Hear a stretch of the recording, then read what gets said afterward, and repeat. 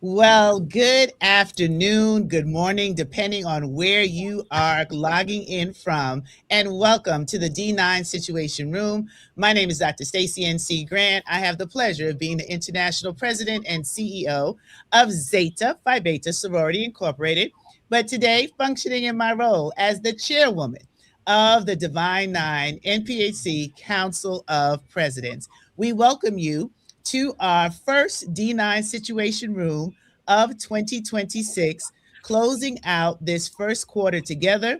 It is Women's History Month. I hope you have been celebrating all of the leaders that we represent, the women who came before us and are still paving the way.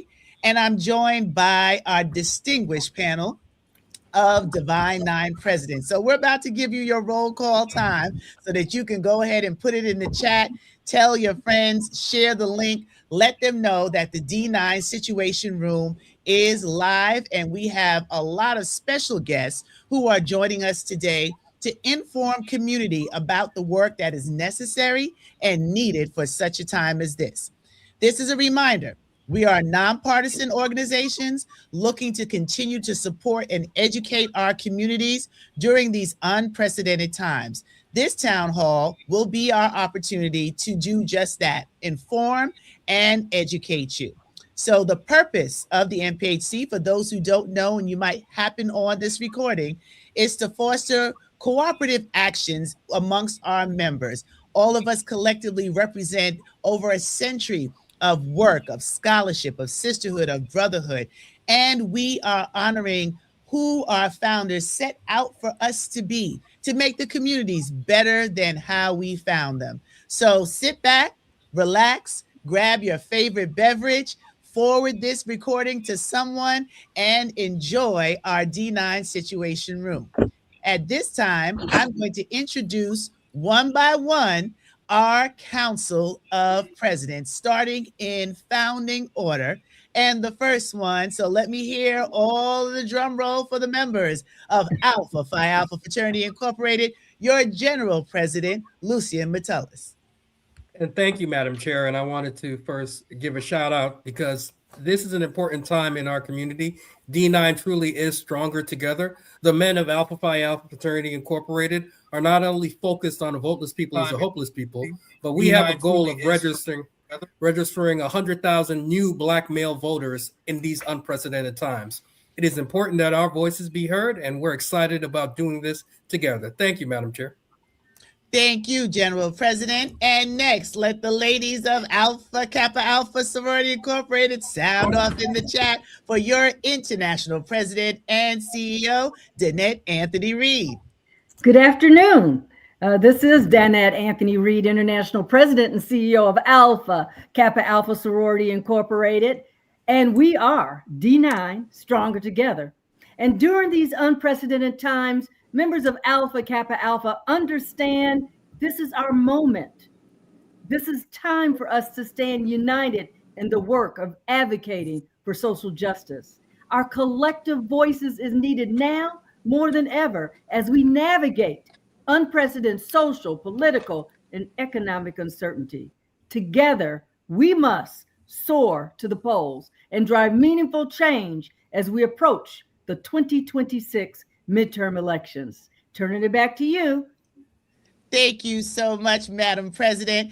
And we know that he is currently on a flight, but he is represented in the chat with all the brothers of Kappa Alpha Psi Fraternity Incorporated. Our vice chair is your Grand Polemarch, Jimmy McMichael. So he will join us as soon as the plane lands safely, but know that he is encouraged with the work of the brothers of Kappa Alpha Psi just coming out of one of your province meetings. And we know that we are excited to continue the collaboration together and also representing that very special year. I think I see a few brothers of the purple and gold representing from Omega Psi Phi Fraternity Incorporated, Grand Basilisk Ricky Lewis. Thank you, Madam Chair. Good morning from Los Angeles, California. My name is Ricky Lewis, and I'm the leader of the Qs. I'm the Grand Bosses of Omega Psi Phi Fraternity. It's good to be before you. The men of Omega Psi Phi in these unprecedented times is focused on voter registration, education, and mobilization. particularly the mobilization piece. That's the piece we got to get, the mobilization. When we vote, we win. We're encouraging all our members, everyone in our community to get out to vote, get out to vote, get out to vote. Thank you, Madam Chair. Absolutely, Grand Basilisk Lewis. And representing in the chat, I see a little bit of the ladies of Delta Sigma Theta Sorority Incorporated, represented by your international president and CEO, Cheryl Turner. Great day, Madam Chair. My name is Cheryl Turner, and I am honored to be the international president of Delta Sigma Theta Sorority Incorporated, and we are D9 Stronger Together. During these unprecedented times, members of Delta are empowered, engaged, and intentional in the fight to repeal laws that negatively impact our communities. We stand in unity with our D9 brothers and sisters and allies in this fight. Our members pledge to register no less than 2 each for the 22. We are in this fight with you. Well, we are glad to be in the fight with you, my sister president. And I see that we also have some brothers of the Debonair Phi Beta Sigma Fraternity Incorporated, represented by International President David A. Turner. Good afternoon. David Turner, Phi Beta Sigma Fraternity Incorporated. And during this time, very recently, we introduced our Phi Beta Sigma Civic Center, our online portal where we're not just tracking and mobilizing voter registration, voter turnout, but we're also ramping up our focus on policy from the local level all the way up to the national level. And so as we head toward the midterm elections, we're not just focused on parties or people, but we're focused on the policies that will move our organization, our communities forward. Absolutely, Brother President. And I get the honor of representing the finer women of Zeta Phi Beta Sorority Incorporated. And I am Dr. Stacey N.C. Grant, International President and CEO. And we are D9 Stronger Together. And during these unprecedented times, members of Zeta Phi Beta Sorority Incorporated are embracing the extraordinary power of she, advocating for social justice, health justice, and economic justice at home and abroad. We understand our collective efforts are going to be exactly what we need to get us through these unprecedented times. Our founders did more with less. Our foremothers and forefathers gave their lives for us to be able to have and protect our rights and freedoms. So we stand in solidarity with our sister and brother presidents as we do this work together. And it gives me great joy to welcome the ladies of Royal Blue and Gold of Sigma Gamma Rho Sorority Incorporated, represented by your international Grand Basilisk, Marika Harris. Good afternoon to my presidents on the call on this beautiful day. My name is Marika Harris, and I serve as the International President of Sigma Gamma Rho Sorority Incorporated, and we are D9 Stronger Together. During these unprecedented times, members and affiliates of Sigma Gamma Rho are required to activate. What does activate mean? Advocate to raise awareness and build support for our priorities. Collaborate, especially with our D9 partners, to ensure that we are aligned with our communities. Train, educate one Sigma in the public on advocacy. Influence, engage policymakers and leaders to drive change. Voice, amplify underrepresented and marginalized voices. Act, to take tangible steps through lobbying, rallies, and outreach. Transform, create meaningful and sustainable societal impact. And empower, inspire individuals and groups to lead and take action. We support our D9 brothers and sisters.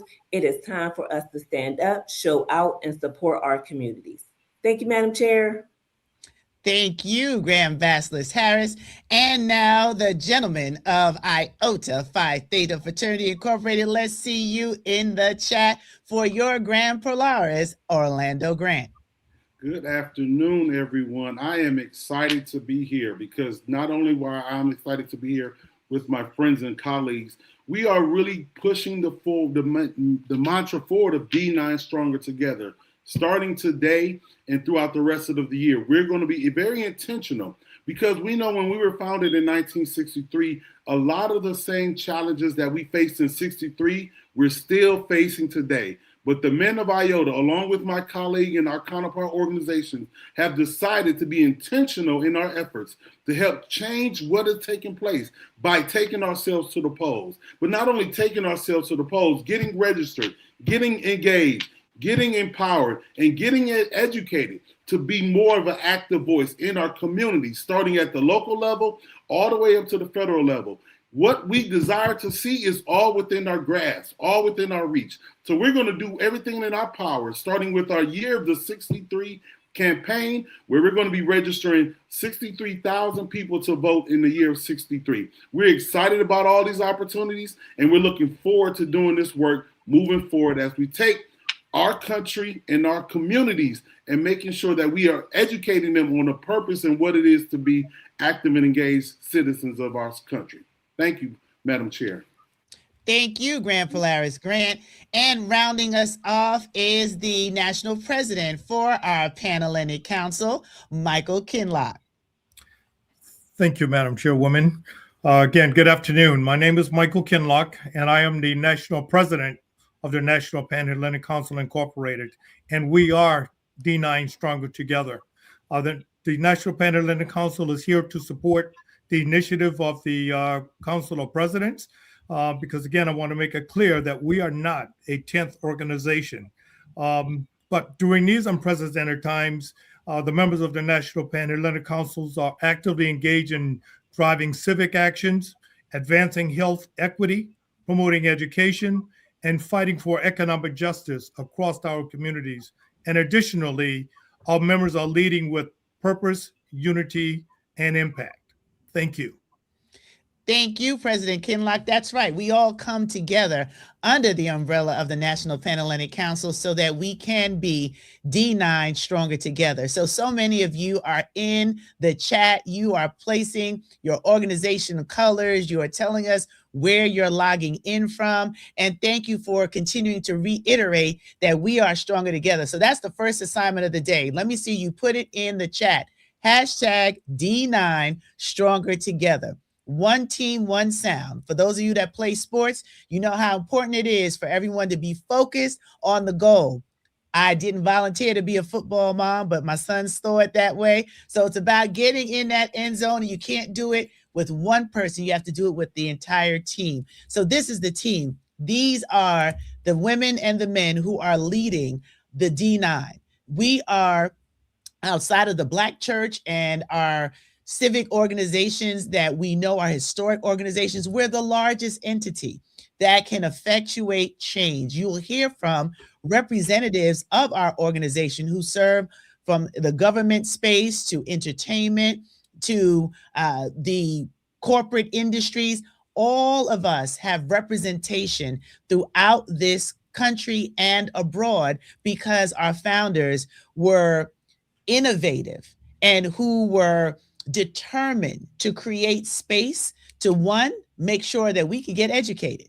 So let's remember that we were all founded at a time where it wasn't popular for those of us of color to be able to receive a college education. So scholarship is at the core of what we represent, not just the step shows and the parties and the strolls that you see. We are here because we take care of business, and scholarship is the first and service is the second. And we do it in a community of sisterhood and brotherhood. So before we wrap up our first segment, I'm going to open it up to our presidents to just share what's your fondest memory of being a member of your esteemed organization. This wasn't planned, so I'm putting them on the spot. So you know we can have a little fun. We take care of the work, we handle the business, but we are human beings who love our organizations and remember our first experience in deciding that this was going to be a way we could use our God-given talents to make this world better than how we found them. So we'll go in reverse order this time. So Grant Polaris, what is your highlight of being a member of Iota Phi Theta Fraternity Incorporated? Well, I must admit, thank you very much for allowing us to be first, because we love to take take the lead in many things that we do. And we're going to do it despite our years of existence or our size and matter. But today is actually my IOTAversary, and I celebrate 31 years of this amazing organization. And I remember the day like it was yesterday when I became a member of this amazing organization, even prior to us being a part of the National Panhellenic Council. So my fondest memory was today, but my second was when we actually joined the NPHC, we had 7 of our living founders at the actual induction ceremony in Indianapolis in 1997. So that was one of many, the friendships and the bonds across this country. But that was a special moment outside of the 50th, because that was where I first met 7 of our living founders. So I would leave you with that. And right. I'm appreciative of being here as part of this opportunity as well. Well, happy IOTAversary, and we're glad that we could be here to celebrate it with you. And we're going to go to you, Grand Basilisk Marika Harris. What is your fondest memory of being a proud member of Sigma Gamma Rho Sorority Incorporated? Thank you. I'm going to stick with Orlando. I had the opportunity as an undergraduate back in 1995. Traveled to Indiana with my line sisters, and she said she knew where one of the last living founders lived. So we just randomly walked to the house, rang the doorbell, and they let us in. And so we had the opportunity to meet one of our last living founders, sit at her feet, ask her questions about the sorority and why it was founded. To me, that was one of the most memorable experiences, to actually go and talk to somebody who decided to create this organization and learn from her why and the need of the community at that time. So I will forever cherish that opportunity and memory. Well, I think I'll join you in sharing memories myself, because it was at my first regional conference that I had the opportunity to meet one of our last living founder, Founder Faithful, and had a chance to just be in her presence, and then later on getting a chance to meet and talk with her at our national convention. I will treasure that forever, because you have to think about all of our organizations. We were young college co-eds. Our founders were young college co-eds. They had a dream, they had a vision, and we're sitting here as a result of their vision and carrying on the legacy. So that's my memory. And I'm gonna turn it over to my brother, constitutionally bound, brother of Phi Beta Sigma Fraternity Incorporated, David Turner. What is your fondest memory from Phi Beta Sigma? In Orlando, I will have 35 years 1 week from today. But I think one of my, I'll say one more recent fondest moments was actually our Founders Day this year. And so for my first time in 35 years, I actually visited the Bowen Room at the 12th Street Y. And that's the room, which is now the Thurgood Marshall Center in DC. But that's the space where our founders and our charter members met to actually organize Phi Beta Sigma. So after 35 years, I was able to visit that space and really explore the history and feel the history in that room from day one of Phi Beta Sigma. Wow, that is absolutely wonderful. And I can't wait to hear from my sister president, Cheryl Turner. What's your fondest memory from Delta Sigma Theta Sorority Incorporated? So many, so very many. But the one that I want to share with you this morning is our reenactment and our reaffirmation of the march, the suffrage march, when well over 20,000 members of our sorority marched down the path of the suffrage march that took place in 1913, where our founders risked their lives, put their bodies on the line to step out for a cause that they knew they didn't have an immediate impact with, but they knew that if they stepped into the suffrage march, women down the line would have the right to vote. So I'm just so proud of that, and the fact that it reaffirmed for us our reason for being a Delta, and that is that's in our DNA. Social justice is what we do, and every year we step in to be with other groups like these D9 presidents, and we are indeed stronger together because of that. Oh, I love it. I absolutely love it. Thank you so much, President Turner. And I don't know about the Qs. Let's see what Grand Bachelor Lewis, what's your fondest memory, President of the Qs? Yeah, thank you, Madam Chair. I get my 45-year service pin this year in Cincinnati. Wow. 45 years in this great fraternity. I'm honored. But I'm really honored when I think about when I meet these brothers who are 100 years old, and they've been in the fraternity for 75 and 80 years. And they begin to tell us stories about how the frat was back then and met the founders and the struggles they've had. So when I meet these brothers who are 100 years old, who've been in the frat for 75 and 80 years, I'm just like a baby in the candy store. I'm just so excited to meet them. And there's still some of those brothers still alive. So those are my fondest memories. And then when we get to the conclave, when we give these awards out, these service awards out to brothers with 65 and 70, 75 and 80. Had one brother had 85 years of service in the organization. I'm just humble and grateful to get a chance to meet those brothers who've laid down the foundation for this great organization. I yield, Madam Chair. I love it. Thank you for sharing that memory, Grand Basilisk. Lewis, we know that Grand Polemark, I'm sure, has a ton of memories that he would share, but I would think that I could peek into his crystal ball and say when his son became a member of Kappa Alpha Psi, it must have been a proud memory for him to see his legacy continue. And then we're going to turn it over to my other sister president, the one and only Danette Anthony Reed from Alpha Kappa Alpha Sorority Incorporated. What was your fondest memory, Madam President? Oh, you're muted, Madam President. We don't want to miss a word. I'm sorry. This is so hard, but let me tell you this. This is my 50th year as a member of Alpha Kappa Alpha.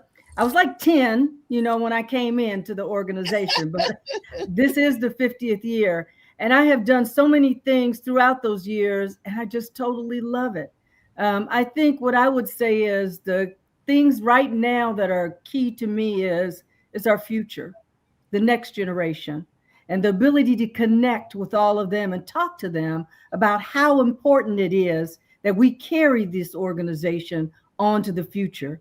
And that's why the things, no matter what it is, whether it's the service we do, how we advocate for social justice, how we enhance our environment, all those little pieces are so important, because if we don't carry it on, if we don't tell them the traditions, tell them where we're going, we'll lose it and we won't have it. And this is something that I've learned and thought about, and everyone has helped me celebrate through these 50 years that I am so excited to be here and hopefully to be able to continue to share all those things. So I love it. Totally love it. And we love you. Congratulations again on becoming a Golden Sword. That is a wonderful milestone in your journey. So congratulations, and we celebrate you. And then we're going to round it off with the men of Alpha Phi Alpha Fraternity Incorporated, led by your General President, Lucia Metellus. What's your fondest memory of being a member of Alpha Phi Alpha? I'm going to shout out something Orlando always says: the first shall be last and the last shall be first. Orlando. Yes, sir. There are so many great memories, but I will tell you something that happened to me recently. I can talk about the Centennial Convention, being at Cornell when Alpha turned 100 years old, but it's something may seem insignificant to everybody, but it meant the world to me. I was at the gas station and I was wearing paraphernalia, Madam Chair, and a young man, college, I could tell he was in college, approached me and said, "Hey, you're the General President of Alpha Phi Alpha. I wanted to thank you because of Alpha Phi Alpha, I was able to afford to go to college." He was a junior, biology major, and because of the work that the local chapter in Tennessee had done, he was able to afford to go to college. He said his family didn't have the money for him to go to college. And because of the work that Alpha Phi Alpha did, and that we all do, he was able to go to college. And I didn't ask him if he was thinking about joining a fraternity or anything else like that. I just told him, call me if you ever need anything. And he did. And he talked to me, and he was having a situation personally. So it's really important to remember that we as a group have real impact on the lives of people that we don't even know yet.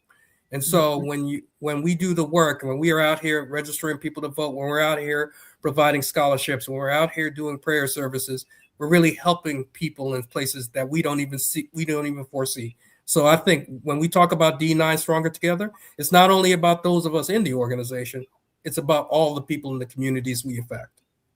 Absolutely. Thank you so much for sharing your story. Thank you to the entire Council of Presidents for being here. So one more time in the chat, put your colors in, shout everybody out. Remember, hashtag D9 Stronger Together. We're going to allow our presidents to transition to our virtual green room while we get ready for our next segment, where we're going to have members of Congress who actually represent the constituency across this country and our organizations, showing you that we do have opportunities for everyone to see our impact and our work. So as we bring them forward, I'm going to start with two that are here.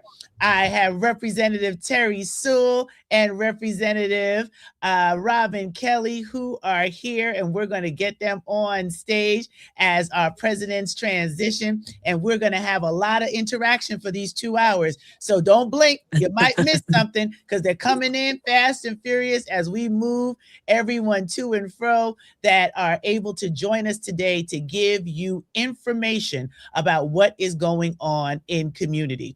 So with that being said, I want to thank both Representative Sewell and Kelly for being here, for being a part of our D9 Situation Room so that we can hear from you. What is going on in America? And some of your colleagues are going to be coming in and joining us as well so they can inform our constituents on what we need to be aware of. We know the midterms are coming. Everyone's talking about midterms. But before we get to the midterms, there's some serious issues happening. Supreme Court. There's information about the SAFE Act, and somebody help TSA get back to work. All right, let me stop. Representative Kelly, introduce yourself. Tell everyone who you represent as well as your organization affiliation. Well, hello, dear chairperson and someone who I love so much, and you know that. I am Congresswoman Robin Kelly. I represent the 2nd Congressional District of Illinois. That's the Chicagoland area. My district is truly urban, suburban, and rural, and I've been a proud member of Sigma Gamma Rho. In December, it'll be 50 years. Wow, 50 years, another 50-year service member of our organization. So thank you so much for being here.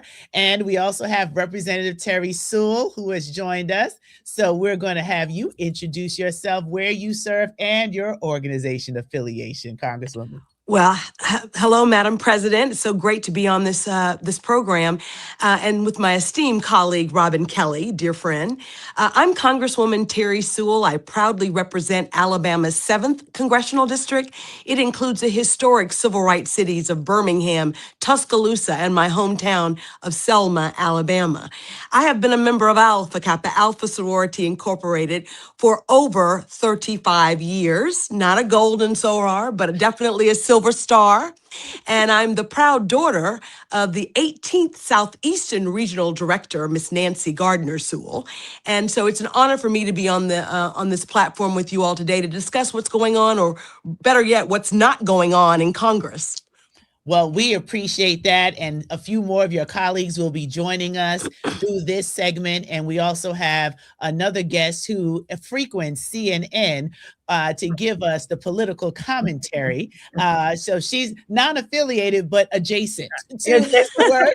It's all love. It's all love. We got to have allies. We got to have allies. We do. And she is my dear sister and friend, Karen Finney, commentator, political strategist, member of multiple organizations that I won't name, just in the work, doing the work. So we're going to start with Congresswoman Kelly and Sewell. What would you name as the top 3 issues that our community needs to drill down on in what we see? Because some folks are getting worn out. They feel like, why bother? Why stay engaged?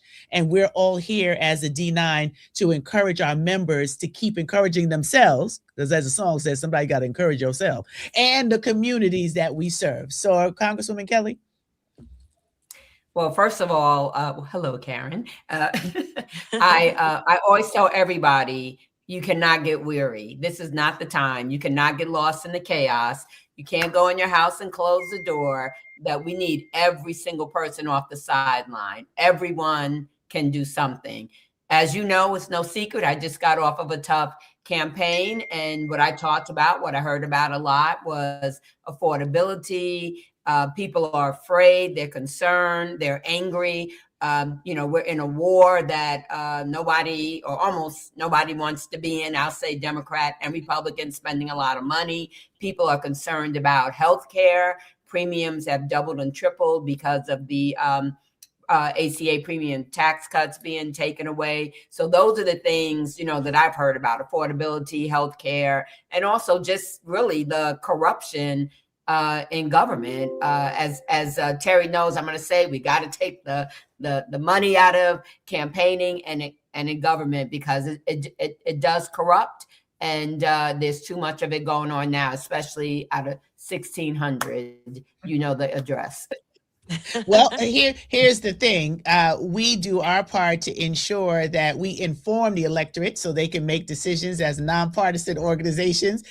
We don't tell you who to vote for or how to vote, but we make sure we inform you with the information so you can have an educated vote. So thank you for sharing that. We're going to go to Congresswoman Sewell. You tell us what you feel you want this electorate to understand and how to be informed.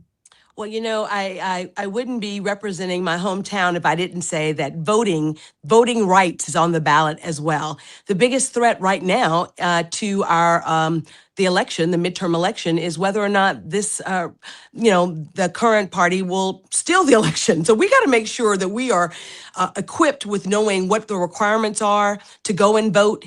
And until we become in the majority and can change it, we have to make sure that we provide that documentation. I think the biggest threat right now to voting rights is the SAVE Act, which is an act that was debated on the Senate floor, I think, for a whole weekend. And luckily, I never thought I'd say this, since it was the reason why the John Lewis Voting Rights Advancement Act didn't come, but there's something called a filibuster in the Senate, and it stopped the SAVE Act from getting on the floor. But our Republican colleagues have been pushing forward a bill called the SAVE Act, and it does everything but save us from their tyranny, actually. And what it would do is it would make it illegal to show anything but your driver's license or your birth certificate. So it would take away being able to, in order to get a ballot, not to just register to vote, but in order to get a ballot. Absolutely. It is clearly an effort to voter suppress, not to encourage people to vote, and it is supposed to be getting at un-American. Non-citizens voting in our elections. This is what it's supposed to get rid of. But we already know it's illegal for non-Americans to vote. It is already illegal. There are already penalties and fines for that. And we also know that voter fraud is minuscule, like 0.0001%. So what are they doing if not trying to stop certain populations from voting? And it's unacceptable, and we're not going to stand for it. And I guess the other big thing that my constituents are talking about is the TSA lines and the long lines that are there at the airport, as well as, of course, the craziness that has been ICE and what happened in Minneapolis. So those are the issues that my constituents have been top of mind. Of course, affordability, as Robin said, the prices of gas have gone up at the pump, and it's just, people are really scared. They really are scared. Absolutely. And we've been joined by the chairperson for the Congressional Black Caucus, who is, on the road, and said she was going to make sure she got on today as well to represent. So as we make sure that her audio is here, Representative, are you able to hear us, my dear Congresswoman Clark? I don't think she can. We're going to just check her, and Okay. We're going to go to you, Karen, while we make sure, because she's coming in from out of the country. So we want to make sure that she can be heard as well. But Representative Sewell, as someone who just came out of the airport this morning on a red eye, we definitely appreciate what we can do to get our government functioning. 3 branches of government were intended to be able to have checks and balances. So something is missing. As I tell our members, as a nonpartisan organization, it's not about Republican and Democrat. It's about a democracy that's failing. And how do we make sure that we get everything back on track? So Karen, I'm going to kick it over to you, because you're covering the story every day. Yes. You're so keeping thank us informed. What That's do you right. want us to know? Well, a couple quick things. I want us to remember that the reason we're having these lines at TSA is because members like Congresswoman Sewell and Congresswoman Kelly are standing up for us when we said we want accountability with these ICE agents who are running around our country, without proper warrants, without proper identification, without, wearing masks. And Democrats said, hey, let's make sure they've got some accountability, and the majority of the American people want that. And that's part of why, and Republicans control everything. This is not about money, right? This is about Trump wants to allow his militia to continue, which I call them his militia, to run free. So I think it's important folks know that these congresswomen are part of standing up for us and standing up for accountability and our safety. So I want to mention that real quick. I'll just add, you talked about the SAVE Act. We got to vote, y'all. And we have millions of Black Americans who are eligible, who aren't registered. And so one of the things we are taking on as a collective, one of the groups that Dr. Stacey and I are part of, and I know y'all have been so supportive of, the Black Women's Leadership Collective, which is part of Power Rising and all these other wonderful groups, to take on this idea of let's be reaching out. Let's start even with our own friends and family and help make sure people are getting registered to vote, and that we're then having conversations and keeping them engaged, and understand that voting is not a one-time thing. It's got to be a habit. It's a lifestyle. And it's also, they wouldn't, as they always say, they wouldn't be trying so hard to keep us from voting if our votes didn't matter. I mean, look at the ways we've had, this one, Congresswoman Kelly, we've had so many special elections this year where we've seen small margins make a big difference when people come out to vote. I see Congresswoman Clark coming back, so I don't want to take too much time because I want to make sure we get to her, but just real quick, 1 million Black Voters Rising is the initiative that we'll be launching. You will be hearing more about it. We will be sending you more information, and it's meant to be real simple way to just reach out to our friends, our family, our colleagues, and say, hey, let's get registered and let's be part of being 1 million Black voters stronger by 2028. And we're starting this year. Well, thank you for that, Karen, and we're going to allow you to go. We know Karen is not affiliated with MPAC directly. She's MPAC adjacent. She's the one that is helping to bring information as we all come together around getting our votes out there. So we appreciate you for being here. Thank you so much, Karen, for joining us and being a part of the conversation as I get ready to introduce my dear sister, New York colleague, Jamaican cousin, Representative Yvette D. Clarke from the Republic of Brooklyn. Thank you so much for joining our D9 Town Hall, and she is a proud member of Delta Sigma Theta Sorority Incorporated. Can you hear us? Absolutely. Thank you for having me. I can. Can you hear me? We can hear you. Can you all hear me? We can hear you loud Wonderful. and clear. Thank you for being also the leader of our Congressional Black Caucus, as your colleagues have shared about the issues that are important to our community. What's the message that you want the constituency to know? What should you be pressuring your elected representatives to advocate for on your behalf? As nonpartisan organizations, we're not here to tell you who to vote for. We're here to uplift the facts from credible references. So over to you, Congresswoman. Well, first of all, let me thank you for hosting us this afternoon. I wanted to say to those who are viewing that there are some key pieces of legislation, one in particular that is sitting on my mind, called the SAVE Act. The Trump administration and Donald Trump himself is really pressuring the Senate to pass this legislation. It has been caught up in the whole issue that we have had with to making sure that we get reforms to the TSA, and there's immense pressure on senators to pass this legislation. This legislation is voter suppression on steroids, and we cannot allow our state senators, our U.S. senators, not to feel maximum pressure from the voters. You know, at the end of the day, we have to make sure that we use our power, and the power is in our vote, to make sure that those who represent us in Washington, D.C. understand that we understand that what they are proposing in this moment is nothing short of trying to pick winners and losers in the upcoming election by basically circumventing the state's rules around how we cast our ballots state by state.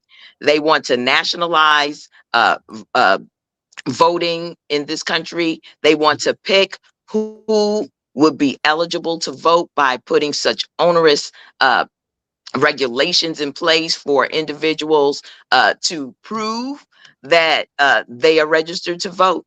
And the implications of this SAVE Act are tremendous, not only for this election cycle coming up, which is the most crucial one for us, but going forward. So if the SAVE Act were to pass, at the end of the day, it would marginalize women who have changed their names. It would marginalize our younger voters who may have difficulty in getting all of the documentation in time for the upcoming elections.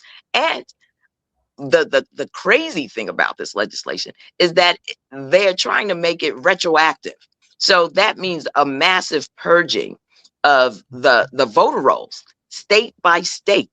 And that is the only way that Donald Trump, the Trump administration, and those who seek to suppress our votes can win in the upcoming election. So the main thing that I want to put on everyone's radar is the pressure to pass the SAVE Act in the United States Senate. The House of Representatives, unfortunately, it's a foregone conclusion because of the majority there. But in the Senate, we can apply the pressure that's needed to stop this from going forward. And they're very hesitant. They're very hesitant at getting this done. And that's why, unfortunately, President Trump is applying all of these pressures on them in order to get this measure to his desk for his signature.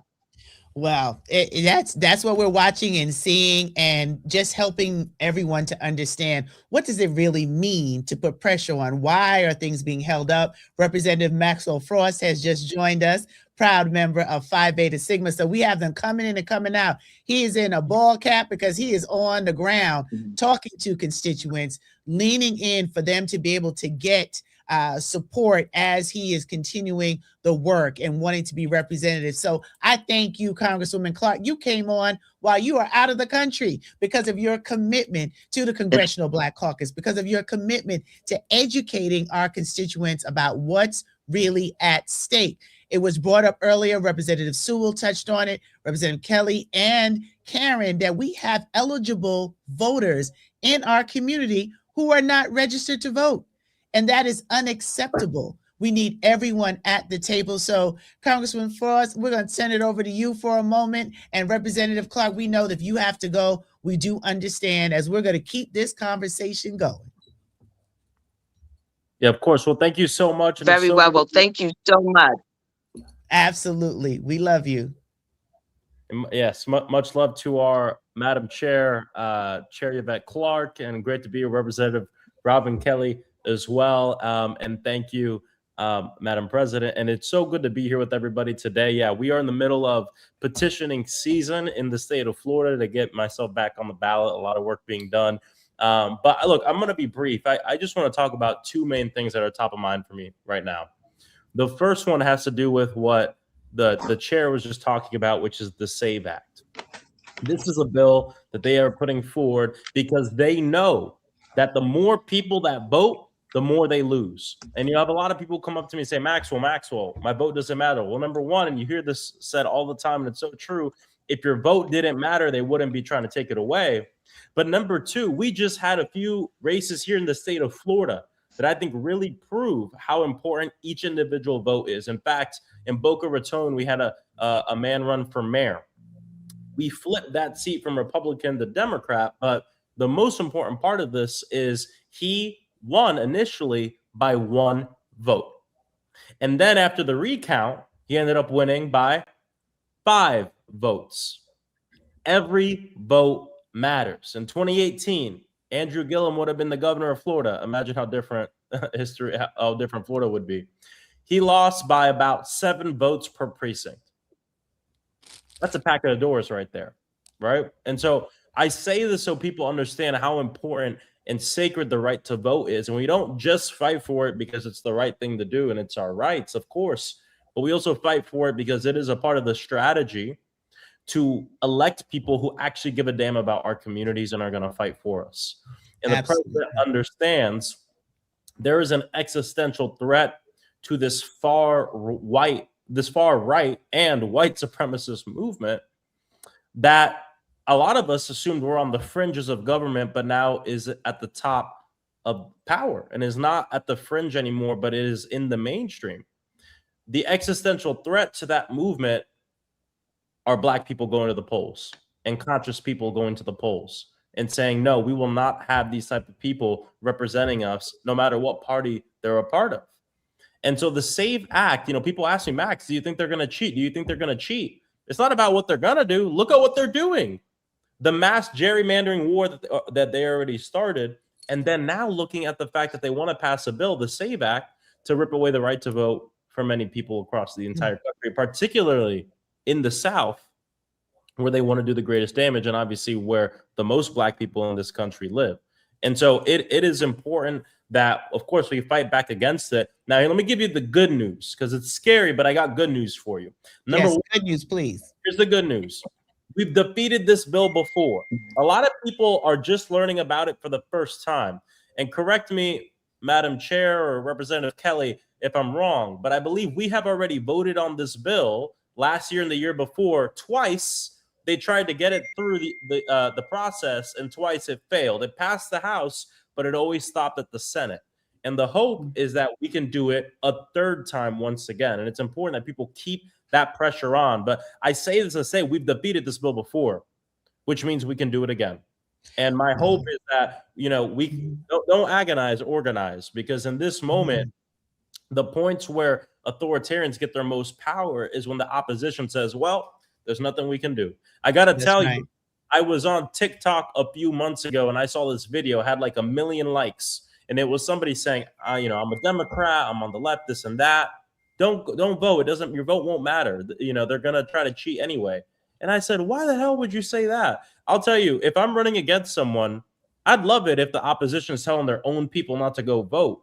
We know they're going to try stuff. We're going to fight back against it, but everyone has to go out and vote all the way up and down that ballot for the people that you believe are going to represent you. That's the first thing. Second thing, real quick, that I think is really important too, is this shutdown that we're in. And all we have to do is look no further than 2 days ago. The United States Senate unanimously passed legislation that said, you know what, we're in this shutdown. Let's fund the stuff we agree on and leave open the question of the things we're still negotiating on. What is that called? That's called compromise, right? I'm not a big fan of the Senate, but this is the one time they did something a little right, okay? They send us the bill, and we're ready to vote on it. We're all ready to vote yes so we can fund TSA, Coast Guard, FEMA. And we still negotiate on ICE because we don't believe ICE should be on the streets killing Americans on the streets and terrorizing our communities. And so what we're saying is we're not going to give them $8 to $9 billion additional dollars to continue to do that. Okay. Then the Republicans in the House of Representatives said, no, my way or the highway. You got to fund ICE. You got to fund everything we want to fund, or else we're going to keep the government shut down. And that's exactly what they did. They put a bill on the House floor that they knew would fail. That was not the one that the Senate passed. And then here's the worst part. They said, okay, we didn't do our job. Everyone leave for 2 weeks. And now you got members of Congress all across the country and in different places when we should be in D.C. focusing on opening up the government and continuing these negotiations. But Speaker Mike Johnson is the only person who runs the schedule. So when people see online photos of members of Congress in different places, this and that, okay, but there's one person who has the power to call us all back to work, Speaker Mike Johnson. And the one reason he didn't put the Senate bill on the floor so we could fund the parts of the government we agree on funding is because he doesn't want to lose his job. Because a few years ago, the same thing happened to a man named Kevin McCarthy. Do you remember his name? Everyone remember his name? Kevin McCarthy. So those are just the two things top of mind for me. That I think it's important that people keep in mind, because you're gonna hear a lot of this online, all over the place. Just look at the facts and what's right in front of us. And we've got a lot of work to do. So God bless you all. I appreciate you for having me on today. Absolutely, Congressman Frost. We appreciate you doing it on the road and being here, but we're going to keep the conversation going. We have Vince Evans here, who represents our Congressional Black Caucus Foundation as the executive director. And we are thrilled that he has joined in as well. Just to reiterate, as we're getting ready to bring on some of our civil rights organization, the leaders, people who are on the ground, who have been here for years, who have seen some things. Some of this we've never seen, but they've seen some things, and we've gotten through with proper information, with making sure that everybody is informed. So Representative Kelly, we thank you for being here. We're going to give you a chance to get back to your agenda. Congresswoman Clark, thank you for showing up, for being the leader you are for CBC. We love you and appreciate you. Vince, I'm going to give you some words as I bring up Dr. Ajua Asamoah, who is also going to help us transition this conversation around how we look at not just what's happening here, but attach it to the D9 influence globally and what's happening on content. So over to you, Vincent, before we get ready to bring in our next set of guests. Well, Dr. Grant, thank you for having me. I'm so glad I got to see the chairwoman of the CBC, who I get the pleasure of working with every day. She is doing an incredible job. Congresswoman Kelly, obviously, Mr. Frost, and others that will be on. And I am preceding my sister from another, so I'm going to be quick. Y'all have just heard it. These are perilous times right now. The Congressional Black Caucus is fighting hard in Washington, D.C., and ready to get back to Washington, D.C. right now, as what Mr. Frost just said, the Speaker could call the House back right now today, as well as the Senate, and get back to funding. But I will just say this very quickly. There is no probably issue more important right now, and there are a lot of important issues, than that of the sacred right to vote. The franchise in America is under attack. And remember, brothers and sisters, that our right to vote wasn't gained because of age. It is soaked in the blood of martyrs, soaked in the blood of Medgar Evers, soaked in the blood of Goodman, Cheney, and Schwerner, soaked in the blood of 4 little girls in Birmingham, Alabama. And in this moment, we must be clear, be it the SAVE Act, the case that is before the Supreme Court of the United States of America right now, our very right to vote, the franchise, which we have fought so long and so hard for, is under siege, and we must do everything we can. And that is why the CBC, the Voting Rights Act, and the right to vote has always been our North Star. And this organization knows that, these organizations rather know that well. So I'm gonna leave you with one homework assignment, because Dr. Grant, as you know, we often get in rooms and people in the call, and then the next question is, now what? And now what do I do? If I had one ask today from the leaders across the country on this call, it would be this: do everything you can to go and audit your voting precincts in your community right now. Several Tuesdays ago in Dallas, we saw what happened when our dear sister, a leader in the CBC, Congresswoman Jasmine Crockett, was trying to get elected. On the day of the election, all of a sudden, there were problems. Leaders around the country, you can do something. This isn't about us just talking to you. You need to audit your local precincts, make certain that they have everything they are going to need. You need to let us know if they do not. I'll drop my information, and Dr. Grant has it, because we want to know where there are problems across the country. Audit your local precincts so that you can let us know, so that we can get ready in the information. So I'm done, Dr. Grant. Thank you so much for having me, my sister. And thank you for your leadership, Dr. Grant. You are a national treasure, and the Congressional Black Caucus finds ourselves often not only in conversation with you, but more importantly, we are often in work with you. You were just here in DC with us. I thank you and your colleagues in the NPHC. Thank you so much. Thank you for those kind words, my brother. Love you dearly, and thank you for everything that you're doing to keep us informed and keep the CBC Foundation intact and mobilize, because you said that was a whole word. Can we pass the offering plate? We need the collection plate for the D9 Situation Room. I love you, my sister. Thank you. So as we get ready to bring in our civil rights organizations and other leaders that are coming, I thought it was important for us to also recognize the global opportunities. As D9, we serve multiple countries. We have interests on the continent, and no one better than to bring my dear sister, Dr. Ajua B. Asamoah, to the stage to talk about that as I start bringing up some of our other leaders who are here to represent the work that we do in and outside of the D9. So go ahead, my sister, and tell everybody just a little encouragement as you see some of the other leaders popping on stage to be able to share in this moment. Well, Dr. Grant, I must too thank you for your leadership and your sisterhood. We are constantly talking and strategizing and working behind the scenes when folks don't see it. So I just want to first begin by just thanking you again for your leadership. It is truly servant leadership. And family, greetings. Again, I am Dr. Ajua B. Asamoah, known as Ajua, and it is a pleasure, a genuine pleasure to be in community with you all.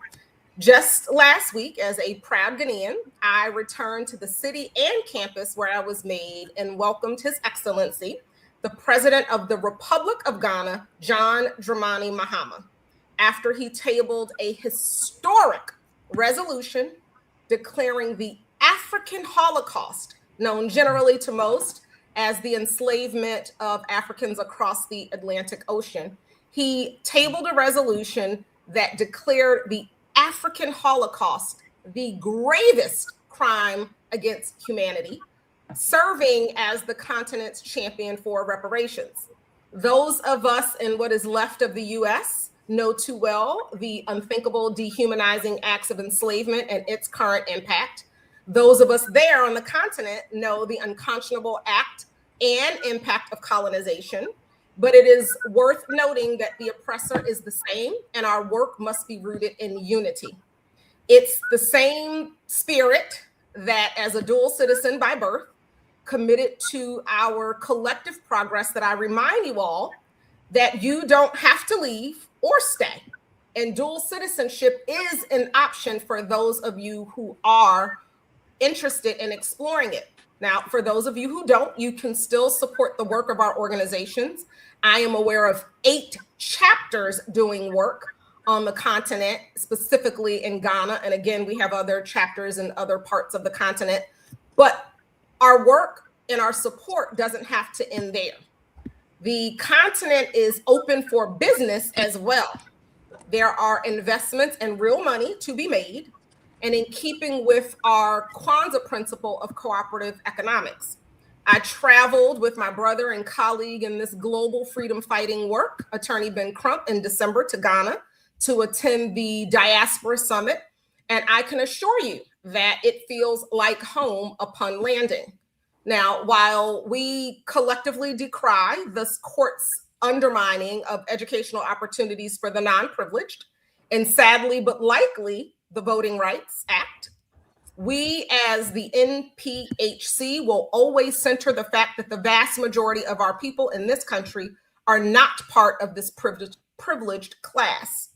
So while the Supreme Court at times seems hell-bent on turning back the clock on progress, letting us know that race still matters in the United States and that whiteness still has standing and indefensible protections in American law, I will note, for our organizations, our collective acts of self-determination are happening in Mother Africa. My list is long, but my time is short, so I will end with this. The forever honorable Kwame Nkrumah told us that I am not African because I was born in Africa, but because Africa was born in me. I am happy to share with my Panhell family all the opportunities offline, and I ask you all to ping me since I don't have time to go into more specifics today. So thank you again, Dr. Grant, and I will continue listening now that my time is done. Well, thank you, my sister, for truly being a partner in the work. personal friend and just a proud member of Delta Sigma Theta Sorority I Incorporated. am indeed.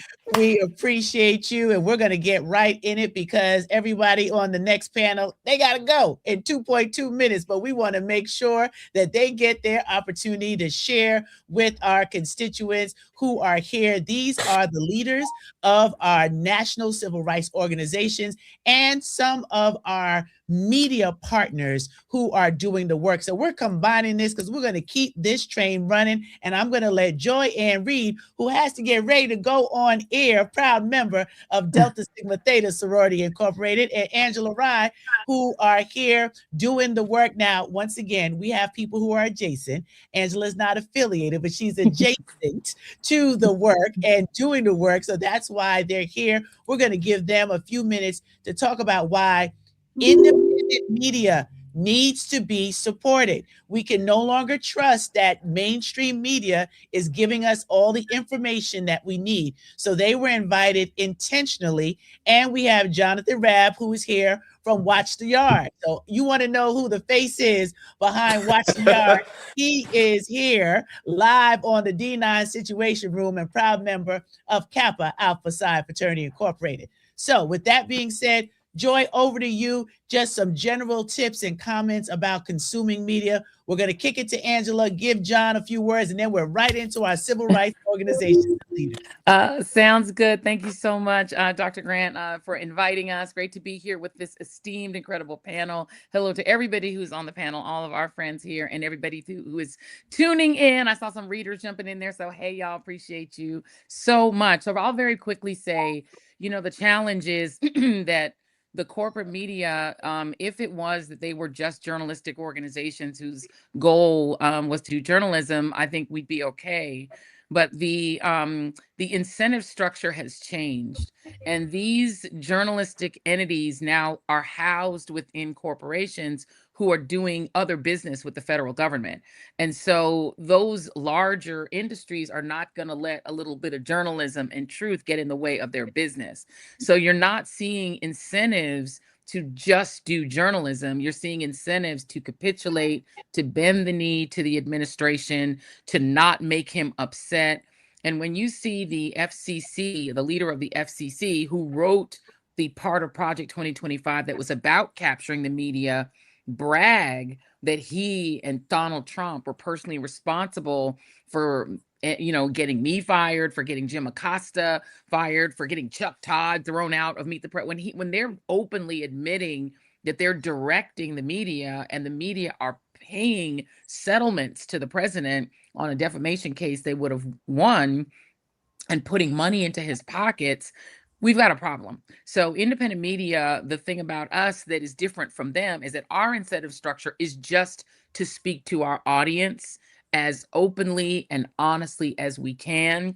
We are going to try to bring the facts. We're going to bring them without fear or favor. And we are not operating with a corporate structure on top of us that needs to kowtow to the administration. So I definitely think supporting independent media, because you can still get good journalism at some of these mainstream outlets. There are good journalists still working there, including a lot of journalists who look like us on this call, and they are in the struggle. But I think you need to balance your media diet with independent media so that you can at least get the truth that is unfettered by the needs of a corporation to capitulate to Trump. Well, thank you, Joy, for that. And we appreciate what you represent and what you do. We're going to let you go right into studio and production. We appreciate you being here. And we just want to lift up that we celebrate you. Can you put some love in the chat for Joy? If you like the Joy Ann Reed Show, if you are following our sister, this is what D9 Stronger Together looks like. We support one another. We lift up credible voices that are giving us the information that we need. So I love you, sis. Thank you. Love you. I am Thank you, leaning on sis. all the shields today to make sure that everybody could be here. Amen. Amen. Love you, D9 sisters and brothers. Appreciate it. And all the affiliated and adjacent. Love you all. Thank you so much. Yes. All right, my darling. All right, Angela, over to you, my sister. You are around us all in the struggle, doing the work, giving you a few moments because we're going to go right into our civil rights organizations and partners in the work. So after Angela, Jonathan, get ready. We're keeping this D9 Situation Room moving. Thank you so much. Well, I'm thrilled to be here with people who I call my sisters, My brother, I got a new brother now. Now that I know who's running Watch the Yard, I definitely want to add you to that fold. I appreciate all that you do. I will say it's important to me that maybe we start a petition today. Maybe we change the D9 to the D10 and have Black 5 Black. I wore my black shirt just for that moment, a little moment of brevity for y'all. But I am so grateful for all you all do. And I want to say, just to not to disagree with Joy, but I think that the role of the Black press, Black journalism, and frankly, any Black people with the platform has always been slightly different. We have a duty to inform for action. We have a duty to inform for protection. Our folks have always been in danger. If you think about the role of Ida B. Wells, and certainly our role has been to inform for liberation. And so I think that if we continue down that same path, we know that everyone here, whether you have a camera on your phone and you're doing a selfie video letting us know how long the TSA lines are, or you watching what's happening in the White House press room and you're watching the press secretary lie to us saying that it is the action or inaction of Democrats that is the reason TSA workers have not received a paycheck for 40 plus days. You all have a platform and should be empowered to use that. We should be also sharing information responsibly. That should not just fall in the hands of folks who are journalists and people with larger platforms. That's upon all of us. And we know how to amplify voices of color that are meaningful, that are truthful, that have some type of conviction about them. And we know how to amplify nonsense. I would urge you not to do the latter. Finally, I would just say, for me, being raised by an activist, being raised by an educator as well, it's always been important to me that we connect the dots for people. I don't want a platform for the sake of having a platform or to gain attention. If I can utilize a platform to educate our people, to ensure that we have our marching orders for survival in this moment, that is the most important thing we can do. You all have some of the biggest bully pulpits there are and some of the most loyal following because you all are in brotherhoods and sisterhoods. Please use those to ensure that we are safe. That is the hour we're in right now. I think that I miscalculated a little bit how much time we had left when I saw all that was happening. That looks like what they put in Project 2025. But I still think we should move expeditiously. Let them know, like T.I., keep it pushing. We got things to do. And we definitely need to lean on each other. We're all we got, and we should move accordingly. So thank you all for all you're doing. Dr. Stacy, I love you. Thank you. I love you, sis. Thank you for making time to Love be all here. y'all. We appreciate you and all of our adjacent family. You are sister, and we D10. love you and thank you for all that you do and for being here. NCNW, we're waiting on you, Angela Rise. The same thing. Hello. Whatever you need, sis. I'm Look, here. you recruiting already. I tell you, that's my sister. We always out here making it work. Angela, talk to you soon. Love you, sis.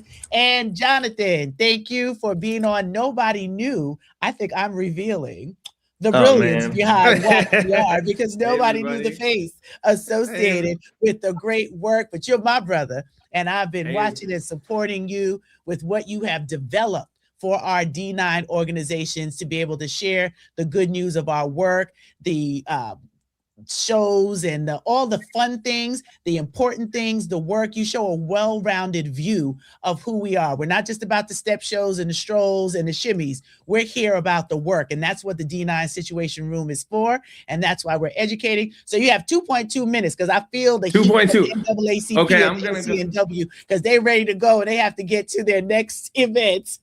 I'm going to go really fast. I just want to say we are doing amazing work, and there is so much of it to highlight. It is extremely important to support Black-owned independent media.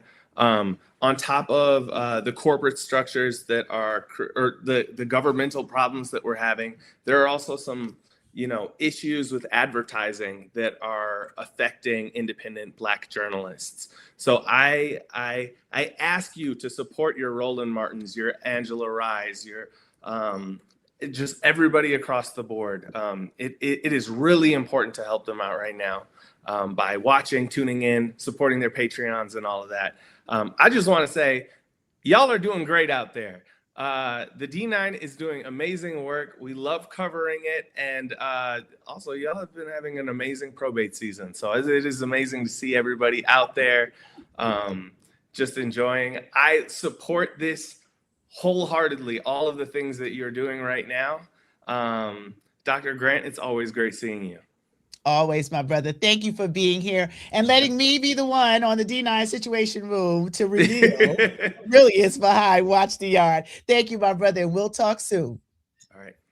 All right, so everybody listening in, you see the faces on the screen. We have brought to you, and there's one more coming, of our civil rights organizations. Unfortunately, Mark Mariel had a conflict today, so he couldn't be here in person, and he had one of his deputies, and then an emergency came up. And all the leaders here, you know about emergencies. So we want you to know that the National Urban League, as well as National Action Network, will be logging back in. They were here earlier. We're going to get Reverend Sharpton back, but we do have Derek Johnson from the NAACP, the president and CEO. We have Siobhan Arline Bradley from NCNW. We have Mignon Moore and Bishop Leah Daughtry from Power Rising. And from Win with Black Women, we have Chantel representing our dear sister Joteka, who needs to take a minute, and she is here to just step in the gap and talk about the work. So I'm going to go with you first, President Derek Johnson, because I don't want to get in trouble, because I can feel the heat, because you have other commitments today, and I want you to still love me after the D9 Situation Room, and then we're going to go to the Reverend Siobhan Arline Bradley of NCNW. Thank you, Stacy, and thank you for pulling together the town hall meeting. So at the risk of repeating what's already been said, I'm going to start with November, because I think everything we do from this point on should be focused on November, whether it's the SAVE Act, whether it's any piece of legislation what's going on with TSA, the races in the White House, it all comes to a head in November.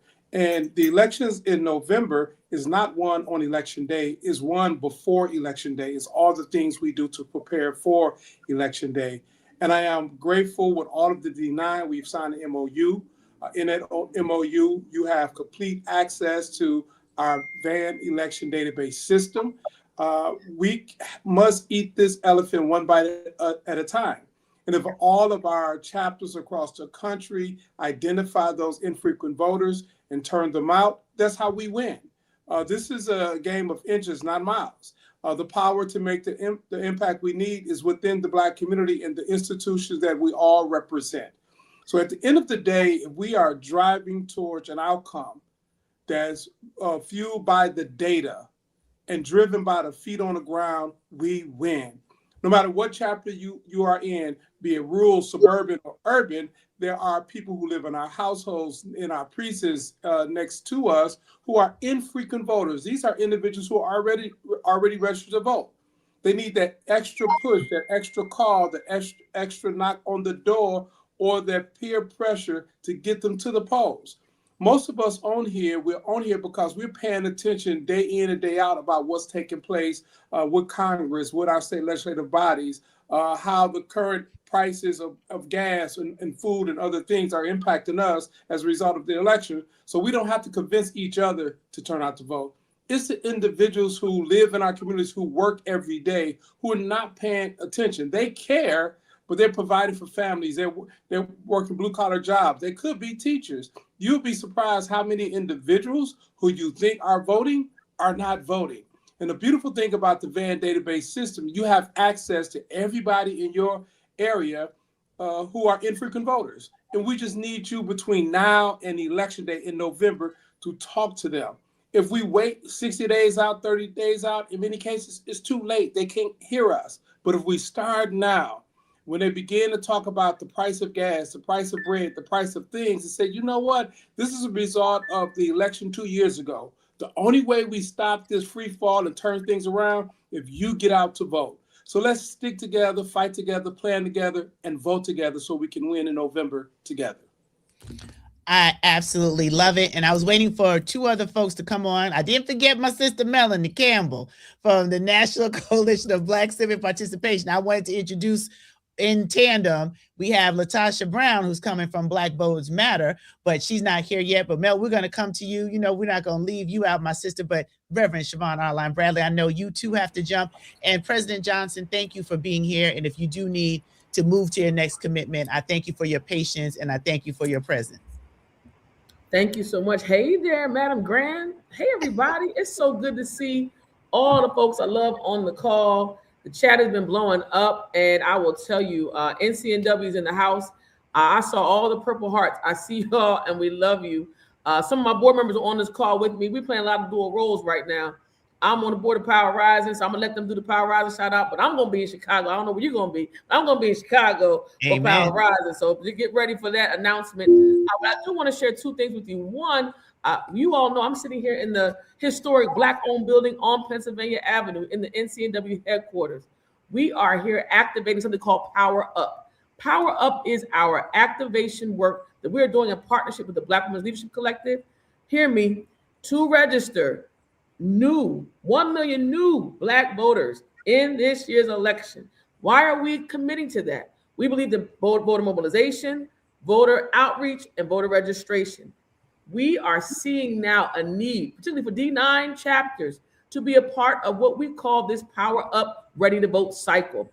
What are we asking you to do? Very, very clearly. First, not only finding out about your registration, but also activating inside of your service area. Is your service area prepared to get out the vote? The second thing is NCNW is activating. It's time for Purple Days in the districts. Now, Madam Grant, this is free to every Divine Nine member because, as you all know, all the sororities are members and council affiliates of NCNW. We are going to, April 6th through 9th, activate a free training segment all week long to prepare to bring people back to their home districts. I put the link in the private chat, so if somebody can put that in the real chat, that would help us. You can register. Again, it's open and it is free to get your training, get your education, so that when you go back, not on the Hill, but you're going to bring the Hill to your house. Getting into your district leaders, U.S. senators, U.S. House members, and say, hey, that SAVE Act is not what we're looking for. Looking for our congressional leaders to stand in the gap with us. And then finally, I've got to say the thing, right? We've got to get our constituency plan back together and our commitment plans. Who are we committing to? Who are we committing to as organizations? If your organization has a foundation, they need your support. The civil rights organizations you heard here, NAACP, NCNW, we need your support. Join us in the Power of 20. We're working on a new campaign to get 25,000 people to give $20 a month to organizations like NCNW. $20 a month by 25,000 people for any organization can change its operation. We're saying that the Black dollar should be committed to the Black cause. I'm gonna say it again. The Black dollar should be committed to the Black cause. And we are here activating. Last thing, don't worry about the denouncements, friends. I gotta say what I need to say for the people in the back. This denouncement plan is a part of a concerted effort to literally downgrade and downplay the power of the Divine Nine. But you can't be divine without having the divine. I want you to hear me. We are literally called by God to activate inside of our organizations to do some service together. I want you to follow some of the money of the people that are denouncing. And I got to shout out Bishop Leah. She put out a post a couple weeks back that said that the Black church and the Divine Nine are the two institutions that are run by us, financed by us, and led by us. And if you look at some of the denouncers, there's a deep connection to MAGA Madness, to a Turning Point. We've seen now some of the track record. Don't be fooled by the letters. Understand, my brothers and sisters, you are a part of a ministry that is activating for our people. So I want to encourage you, support us, support this work and this road to November 2026. And remember, the Divine Nine is a threat because we have knowledge and we have power. And when you have knowledge and power, the folks don't know what to do with us. And that's why we know we are this close to getting it done. So I love you all. I'm supposed to be there at 2:30, but I love you. Okay. I love you. I love you. And I'll see y'all in Chicago. Love you. See you in Chicago, my sister. And thank you so much for being here as well. We know she has the business to handle, just like NAACP. And now we're bringing it into Power Rising, getting ready to rise in Chicago. Our two conveners are here, Bishop Leah Daughtry and the one and only marvelous Mignon Moore. Welcome to the D9 Situation Room. And of course, if I didn't have to say it, Derek Johnson is a proud member of Omega Psi Phi Fraternity Incorporated, and Reverend Siobhan Arline Bradley is a proud member of Delta Sigma Theta Sorority Incorporated. And these two ladies are proud members of Alpha Kappa Alpha Sorority Incorporated. Welcome to the D9 Situation Room. Yes, and I'm going to defer to Bishop because she is my bishop and she's all of our bishops. So go ahead, Bishop, even though she said that wasn't her name when she was born, but we still call her Bishop. That is not the name my mama gave me. Bishop, But you're on mute. Okay, no, you're good. Go ahead, Bishop. Did we lose her? Did we lose Bishop? We're gonna bring her back. Well, while we're trying to get the bishop back, I want to pick up on where Siobhan left off. We are going to be convening in Chicago, and that's April 16th through the 19th at the Conrad Hilton Hotel. So if you haven't registered, please register at powerrising.org. But I kind of want to leave you with a couple of messages, and I am delighted and honored to be on this call. And thank you, Dr. Stacy. We love her so much. I'm sure you've heard that over and over and over again. And it is not hyperbole. She has brought gravitas and status to a group of women leaders and men, quite frankly. But we love you and thank you so much for your leadership. But one of the things I want to just say to the Divine Nine, thank you. We honor you. Thank you for all that you're doing. But I want to remind us that the D9 has a couple of things that we need to center on. They have the power of the bully pulpit because all of them are responsible leaders and they are leading people. They have the power of the law. Many of them are lawyers. They have the power of politics. Many are either judges, some are elected officials, as you saw all of the deltas, but me and Leah are going to represent and hold down the AKAs today, and Zetas, we're all here. But they have all of these things. And what we're looking at right now in this country is the conversion of politics, business, and culture. And D9 is at the center and at the apex of all of that. So what I encourage us to continue to do is, one, follow their leadership. Two, remind all of us that voting is not an event. I say it all the time. It is a lifestyle. And the more we say that to our younger constituents, the more they will hear us. It is not an event. It is a lifestyle. We cannot just show up because it's the sexy thing to do.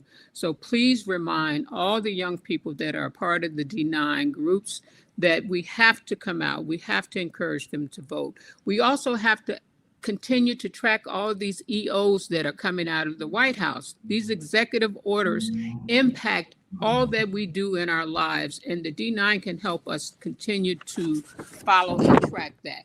And you can also show up and convene town halls and convene meetings, some of which a lot of folks can't do at the ready, and you all can continue to do that, and we will continue to listen. And then I said, speak up and call your representatives. Make sure we're on the phone, calling them, making sure that they hear our voices and know where we're coming from. And so I will leave it with that. And the bishop has, the one that was not named the bishop when she was born, has come back to the call. So I will leave it with her to give us our spiritual uplift and our political words. Thank you so much, Mignon. Thank you. And you see, can you hear me? Yes, we can. Okay, great. Technology is great when it works.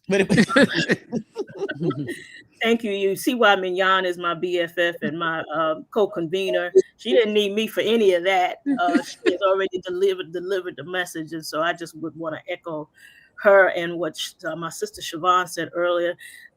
We got to get past all the announcing, denouncing, and flouncing and focus on what is the power that we have within us and with all of our organizations. And so as we've referenced, Power Rising is coming April 16th to the 19th in Chicago. And we're looking forward to gathering with our sisters to talk about the path forward, talk about the issues that are key to us as Black women and how we move together in the power that God has given us to run this race that we have been given. There's a lot made of what happened before and who didn't do what. But you know what? The thing about a relay race is you only have to run your leg. You don't have to worry about the leg before you or the leg that's coming. Your responsibility is to take the baton that you've been given and run with that for your leg. So I want to encourage all of us, focus on what our leg is. For this time, we were made for this time, for this purpose. We're not by accident and not by incident. We're here on purpose for this leg of the race. So let's get prepared to run. If there's one thing I would ask you to do, maybe two, we'll see, is check your own voter registration. Mm-hmm. Make sure with all the shenanigans that are going on right now, make sure you are straight. Go on vote.org and check your registration, not just once, not just twice. It's free to check to make sure that your situation is straight and that they haven't changed your polling place, that you haven't gotten purged through all of the foolishness that's happening. Go on vote.org regularly and make sure that you are straight. Encourage your family members to do that. And what you will hear in the next couple of weeks is the Black Women's Leadership Collective, which is all of our national Black women's organizations, from the Zetas to the AKAs to Melanie and the NCNW and Black Women's Round. We've come together and we have committed ourselves to registering 1 million new Black voters. We're doing this together as women, as sisters. All of you are invited to join us. We'll be launching a website very soon where you can register yourself, register your family members, your friends, create your own circle of 10, make the commitment that you are going to be a part of the solution. We can complain about it or we can do something about it. We can complain about what's happening, and there's a lot to complain about. Let's be clear. There's a whole lot going wrong. However, we can either sit and be armchair activists and keyboard warriors, or we can get up and do something about it so that we don't sit on the seat of do nothing and seat of complaining and yelling at the TV and throwing our shoe at that man on the TV. We can do something about it. Absolutely. The power is in our hand. The baton is in our hand. Don't drop it. All right. The armchair activist almost took me out, but thank you, Bishop Leah Daughtry and Mignon Moore, for power rising, for your leadership. It is a joy and a blessing to not only work with you, but to call you my true sisters. And I thank God for the work that you do and the example that you give to our communities. And we're going to take it right on in to Melanie Campbell. And I told you I was trying to introduce Melanie and Latasha together, and now she's here. So we're going to go to Melanie Campbell from National Coalition of Black Civic Participation, and then over to Latasha Brown, who's going to share a few words from Black Voters Matter. But we're going to allow Bishop and Mignon to go back to their regularly scheduled program as we keep the D9 Situation Room Chicago. Keep it warm. Absolutely, absolutely. So hello. Welcome, Mel. Hello, Dr. Stacy and my sister Latasha, and everyone, women, Black women, Chantel. I tell you, I was, been one of those crazy kind of days, but I needed to just come here and just see y'all faces, right? Because it's like, okay, we all right. We're gonna be all right. And so National Coalition, what's exciting for us as an organization and me being here as long as I have is we're about to celebrate our 50th anniversary on May the 5th as an organization. Divine Nine members have been a member of the organization most of them from the beginning. So we want to celebrate you all in that process. And of course, my sister Latasha Brown is a board member of the National Coalition, and as well as my sister friend in the fight. And that's what time it is. I've listened and all the things that we have to do. And the thread I've heard just in this short period of time is reality. It is about coalition. It is about coming together. It is about understanding that this is the moment that is more different than anything I've ever seen. But God did not leave us wanting. He just did not. And so we have to understand that coming together in unity. Our theme for this year is United We Win. Right? And really being able to focus in on what that means, sharing our resources, sharing our strategies, because this is not one for any of us to sit and say, I'm over here and you over there. We're all in this situation together. And so being able to see the Divine Nine and say adjacent and those and the adjacents, because we all sisters and brothers, whatever color, whatever, so never, right? But we also know that our institutions are also our strength. So when I heard them talking about how they're coming for the Divine Nine and coming with all kinds. Siobhan, I think it was talking about it earlier. It's like they're going to come for us because they know that we not only are we leaders of institutions, but we control the resources inside of our institutions, big, small, everything in between. And for Black people, understanding that that's how we've always gotten over from the time they brought us over here on slave ships to the time that we're here now, Black institutions is something that they cannot control, whether it be the faith community, Divine Nine, our civil rights organizations, and others. We have to come together, and that's what I'm focusing on. We pulling together our unity campaign, sharing information, sharing resources, sharing research, and then for those who are watching, Leah talked about it. Don't wait. This is the time. Get in your own household. I was in a meeting where I won't say where I was because then I get myself in trouble if I say where I was. But I was in a meeting and I asked folks, anybody in your household saying they're not gonna vote? Over half of that room raised his hand. So the first thing to do for all those who are watching, check to see who's in the house feeling like they don't want to be bothered with this, who kind of checked out of it. And then the last thing I want to say is for young people who are in this fight, this is your generational fight. We all have had said every generation, this is the fight. And for those of us who've been around for a while, our goal is to help make sure that you know that we got your back as well as your front and your side, because that's what time it is. We'll come together intergenerationally in this fight, and we're going to win it. That's why they always say they always coming for us because they know. And so we ain't going to tell everything on the Zoom that we got to get done, right? And that's right. And all his minions, God's watching too. And so I know it's like, keeping on thinking you that powerful, right? And then you'll find out who is really powerful. So we just have to keep that in mind, keep our faith together, and go out here and win. Absolutely. Thank you, Melanie Campbell. It was a joy being with you, celebrating you as you hear my voice. The devil is a lie. We're going to finish this D9 Situation Room. But thank you so much for being here, my sister. I know you have to run to your next commitment, but we're going to turn it over to my dear sister. My last two sisters, and then I assume I'm sitting. Okay. All right. I'm not mad at it. We have Latasha Brown, Black Voters Matter, my other sister. No, she's not affiliated. She's adjacent to the work. What do you want to tell our listeners in 2.2 minutes? Well, let me just say, Melanie Campbell, know I love you greatly. Matter of fact, Melanie, is part of her fault as a young organizer. I joined what was called Black Youth Vote at the time. I was in my early 20s and got really engaged and trained and on the national scene. So I always give Melanie credit for creating that framework. And we have to do that for young folks. And so I'll just say, in this moment, we got to know what time it is. Right. And there's all of these arguments around, whether voting. I am the first one to tell you that with my work through Black Voters Matter, and I've done political work my entire 30 years, my entire adult life, that there are limitations of voting. There's no doubt about that. Voting ain't going to get you everything you want. Voting ain't going to get us everything we need.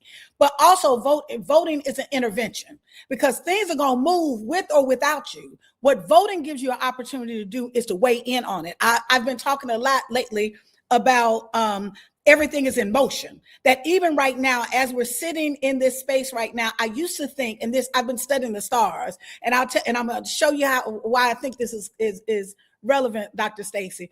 I've been studying how the planets move and how the universe moves. And essentially, I thought that the Earth, while I knew it circled around the sun within our galaxy, that I thought it was at a fixed place in the universe and that we were just centered around. But it's not. It's actually moving. And it's moving towards something they don't know what it is. Scientists don't know what it is. They call it the Great Attractor. And so an hour from now, we will be 1 million miles further from where we were in this moment. I need y'all to hear me. And the reason why I'm saying that is that even when you ain't moving, you moving. There's no such thing as you ain't moving. The question is, are you going to go in the direction that you desire to go, right? Or you're just going to go for the ride? Because whether you do something or not, things are moving. Whether you vote or not, there's some policies that are being made right now that are going to impact you. And so I'm saying that we have to make the argument with our sisters and brothers, not just centered on this idea of people voted, died for you, and that's important. But at the end of the day, decision is going to be made. And we have to participate in that process of nothing else but to reduce the harm that's happening in our community. Also to send a consequence. There has to be consequences. When people are coming for us, we can't silently sit back. We've got to send a message. If nothing else, this has to be a protest vote. The third thing that I want to say is that if you are historically, if you look at Hitler and some of the folks who actually concentrated fascists that were concentrating power, that they actually had an election. Hitler actually had an election, y'all. And there's a reason why. That part of what they do is they use the elections as a litmus test for their power. That if they don't do well in that particular election, then what happens is it slows down the process of them grabbing power. If they do well, they take that as a mandate that they're supposed to actually be, and they attempt to steal it. I can't even put I'm being as nonpartisan as I can. There are folks that are going to steal this election. It is just no way to put it. That's just the truth. And so in order to actually prevent and create an intervention of that, we have to have an overwhelming show out of people coming to the polls to vote. We need overwhelming numbers. This ain't the same election cycle. This ain't the same. I know every year we say, oh, this is the most important. No, this ain't the most important. This is it. This is it. That if we don't show up and show out in record numbers, the democracy as we know it, at least having some input and say on the policies that shape our communities, that we're going to see something very, very different. We already seeing something very different because folk ain't come out and vote like we needed to vote, but that's a whole nother story. But what I will say is in this moment, we got to shift the paradigm of what is being called of us in this moment. What are we being called for in this moment? Whatever those of us that always talk about what happened in slavery and what I would have been doing or what I would have been doing in the civil rights movement, you doing that right now. Whatever you're doing right now, that's how you would have showed up in the civil rights movement, and that's how we would have showed up during the period of enslavement. But the good news is, because I came to bring the good news, Dr. Stacy, and I'm gonna wrap. The good news is, y'all, we all have an opportunity to actually create something different. And we all have an opportunity to engage our community and our people who are paying attention, that oftentimes many folk ain't paying attention, right? People are paying attention right now, and we can't let the pain push us back. We've got what my grandmother said, what the devil meant for harm, the God will use for your good. So we need to take this moment right now to organize, to one, strengthen our political organizations and our frontline groups. All of the groups that are on here, you should be engaged in some kind of active engagement of getting people educated and registered to vote, but also being organized, because organized people is organized power. The second thing, it's important that we use, I cannot stress to you, and Melanie will tell you, that little donations go a long way.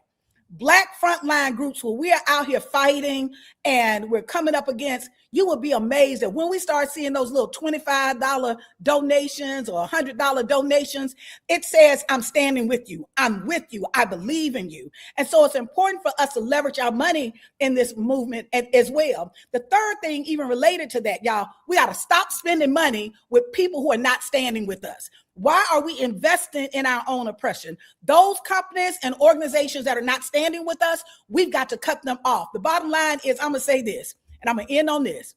They're going to all have to come black around. And y'all heard me. I didn't say back. I said they all going to have to come black around. Those companies going to have to come black around, those organizations. And it's really important that we're building a public record of those who have not stood with us, that we're actually giving the opportunity for folks, because I believe in redemption. So we should be able to give people the space to actually redeem themselves. But in order to do that, we've got to call them to the carpet. With that, I'm going to stop right there, sister. Thank you.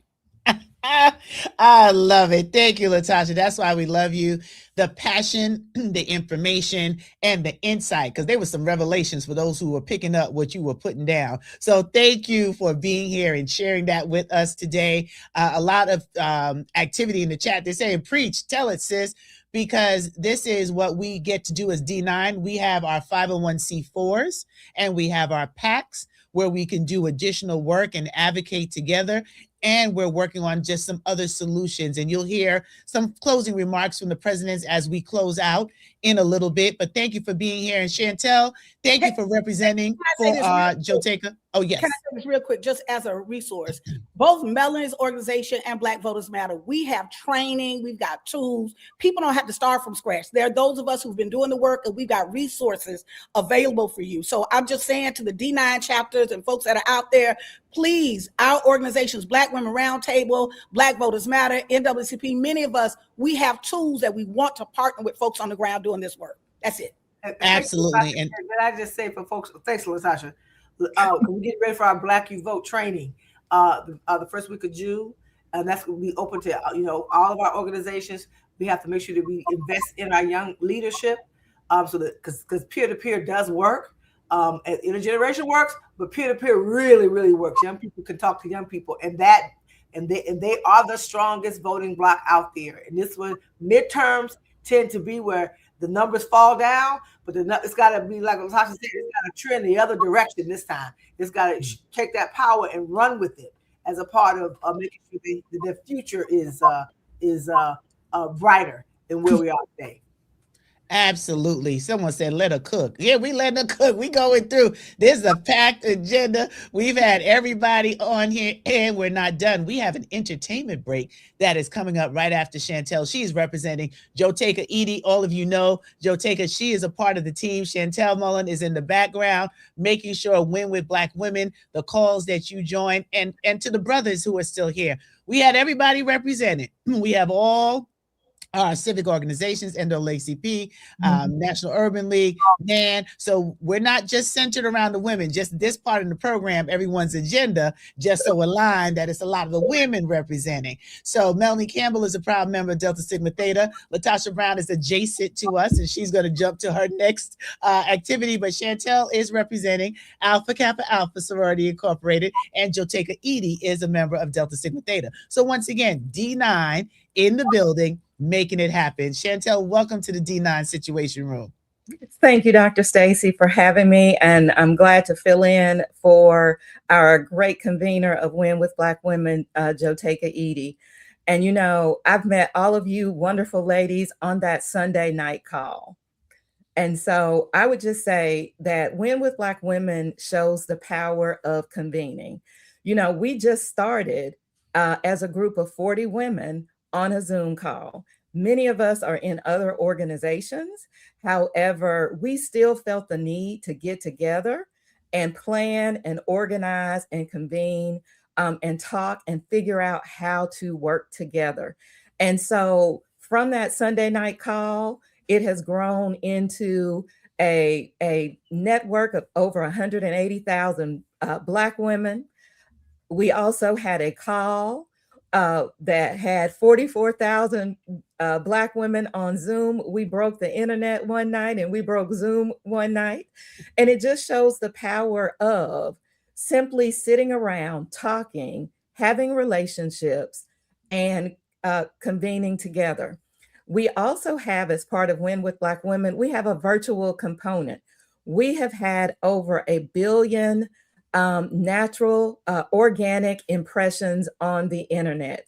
So you hear about Win with Black Women because we have a strong social media presence, and we are passionate about supporting Black women, making sure that we are winning, not just in politics, but in business, in education, in the community, in music, in sports, because we are all of those things. And so with that, I would just say, use your Zoom, use your power.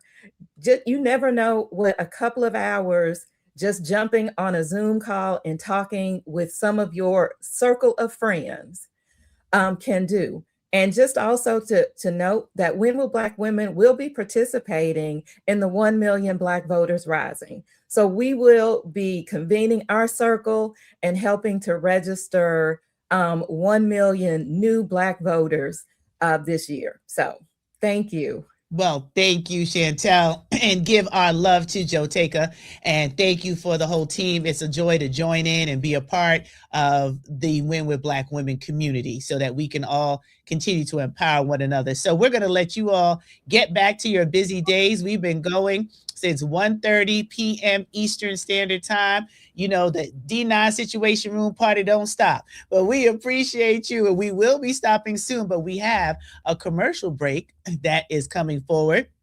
I believe Nate is still here, and I'm going to cue him up right now as he turns on camera and comes to talk to you about a particular opportunity that the D9 has to support a movie that is coming out about a very serious issue in our community.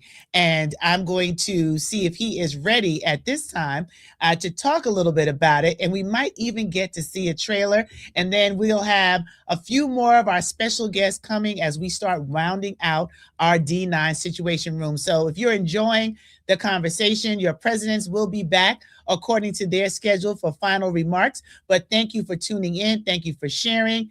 And Nate, if you are available, you can go on and turn on your camera. I didn't want to tell them which Nate was here, but now they can see who's here. And then we might even be able to show the tail of it. Nate, let's tell the D9 community what you're working on, because this is the audience that we want to support your great work with David Aiello. This is absolutely the audience, and I just want to honor you, Doctor. I appreciate you giving us this time. I want to honor the D9. Joteka Edie is one of my closest friends. She's actually working with us on the film, and we've had extensive conversations about just how valuable this community is to the message that we're looking to get out to our communities. So our film is called Newborn, and it is not so much about incarceration. We know the dark side of those systems and what they do to our families, but it's really about what happens once that trauma leaks back out into the main world, where Black women are waiting and Black women have to deal with that trauma and kind of the stories that go untold. And so in making this film, David and I really want to think through, how do we tell the story of how so many of our brothers and sisters who are incarcerated, who are dealing with solitary confinement, come home without the support they need, and then they have to be carried by the women who wait, specifically the Black women who wait, and tell that story in such a way that it puts us in a position to stand against the medieval practice of solitary confinement. And so David and I made this film. We not only made it, but we were very clear in Hollywood that we wanted to have an impact campaign, that we weren't making this film just for entertainment, but we're making a film that we could take to our communities really to heal by giving education around what's happening day to day. So the statistic I'm gonna leave you all with is, on any given day, there are 80,000 men, women, and children in solitary confinement. They're often forgotten. In one of my interviews, a man said it was as if they're in open graves and people are walking above them, but they can't hear them. They can't hear their screams. And I did my very best to take this story and position it in a way that, while it talked about the impact of solitary confinement, it left us with a sense of hope when we get involved and when we stand in the gap. Listening to the remarkable women, I've been on the show for the last hour and change, really just thinking through the impact you have on our community, all of the things that kind of are brought to the forefront of who we need to be, who we ought to be, what we should and should not tolerate. They start here in these conversations with women like you. And often it's you who bring us into those conversations. So it's only fitting to say, as we over-index in not only incarceration, but how we come home and how we're taken care of by these Black women, we want to bring you into the conversation. So once this film passes, we can kind of sit in community and say, okay, if it is true that these things are happening, which we know it is, if we're standing at this precipice when it comes to what's happening in our country and how we're seeing erasure across our positions across business, in our industry and entertainment, the stories we tell, then how can we be rebellious and disruptive in those systems? So in moving forward, we have a say about how our stories are told and taking back our narrative. So this is the first stop. This is more, to me, is more than press. This is about bringing this conversation to you women and saying, we need your help. We need your help in telling this story in such a way that we can be the driving force of repair when it comes to our family. And Nate, you have the brothers as well, right? So the Panhell and the D9 work that we do, it's all of us. So they're listening in, they're in the chat. This film is coming out next month. So we want to make sure that the D9 knew, just as we've supported and you saw our influence with The Color Purple, what happened when we came together and we were intentional about lifting up, once again, Black media. So this comes out on April 10th, and it's riveting. Just the trailer, I'm going to get to do the actual viewing and participate in a special viewing tomorrow night, but we wanted to bring you on as our commercial break, talking about Media. Once again, we talked about independent media. Movies are important. We have two other members of the Divine Nine that have books that have come out. We have Blair Underwood. We have Ben Crump. So Blair Underwood from Phi Beta Sigma, Ben Crump from Omega Psi Phi. So they might be popping in with a little surprise before we end out this D9 Situation Room. But Nate, if you, outside of watching the film and supporting the film and having discussions about the content of the film, because what is unfortunate, many of us have someone that's been touched by the criminal justice system, right? So that alone is traumatic. And then solitary confinement adds another layer of trauma. What do you want the learning to be for our audience as they're telling people to go? And yes, they want to see the trailer. They want to see the trailer. Okay, we're going to try to get the trailer queued up on the back end. But what do you want them to learn from this film that you and David Aiello have created? Well, really, it's about how the power of community, the power of love, can really restructure and reframe the narratives around who we are and how we move forward. You know, I'm a firm believer, you all have seen my films that I put out, that none of us are free until all of us are free. And most of the time we're standing in a position of privilege, as I am right now. But I have many of my uncles and cousins have touched the justice system in ways that I could not have understood when I was younger. So in learning about these stories, one of the men we followed around, his name is Richard Rosario, and David really framed his performance around him. This is a man who went to prison, was exonerated, but spent 7 years in solitary confinement. And he spoke about that impact on how he walks around, his paranoia, how he is hypersensitive to so many different things. And when you get involved in the prison industrial complex, you go on these visits, you see so many of our brothers and sisters feel lost. They don't feel connected to us. They don't feel like we care. But we don't control media outlets, you know, and especially now. So the question becomes, how can we build narratives that can be reconstructive, that can see these people where they feel invisible, allow them to be seen, and then stand in the gap for them? When you think about the Greek organizations, how long they've been around, how they've been the scaffolding and infrastructure of holding our communities together, I think this is a great place where we can not only start the conversations, but start the healing. I love that. And I think that is what we salute you for with your body of work. Why don't you just run down some of the receipts for some of the people who might be new? And Nate, they don't know, you know, that you've been doing this for a while. You're not new to this. So just give them a little reminder about what you have produced for the community. Yeah, well, I will say some of the films and then kind of very quickly talk about the why. You know, when I did the Great Debaters, one of the things that we did I was most proud about is we built a curriculum around increasing literacy in underserved communities. So we went to alternative schools, we built a curriculum, we walked in, you know, they tried to get us to go in with security. We're like, we're not afraid of our people. We go in, and by the time we left, they were using debate to debate things like lyrics in hip hop, contributions of young people to culture, the divide between old and young, the N-word, all of these things. You know, as you know, I did The Birth of a Nation about Nat Turner, which had a very strong spiritual focus. It was about a man of God that said, in the name of Jesus, I will not stand for this behavior and this treatment of my people. And so it was very important. I told his story. And, you know, I guess I get a little embarrassed when it comes to kind of going down the list of things that I've done. Don't get embarrassed. Go ahead, show your receipts. Well, you know, An American Skin, which really was a reminder to our oppressor that at some point we will stand in the way that you've stood against us. You know, we're the only people where violence isn't permitted when it comes to protecting our families and our children. And so I try to tell these stories that really shine light into the corners of who we are and how we've been treated. And again, ask the questions around what we should and should not tolerate. And when you think about newborn, we should not tolerate systems that over-index in incarcerating our people and putting them in positions of torture. And it's happening every day. When you like when I said, you know, 80,000 men, women, children, there are children that look like us in solitary confinement right now. If you go to the New York Times, there's a 12-year-old, I think it just came out 2 months ago, who was put in solitary confinement, and now there's a lawsuit against the state. We have to stand in the gap. If we don't, no one will. And it's, you know, I hear people talking about, trauma in our stories.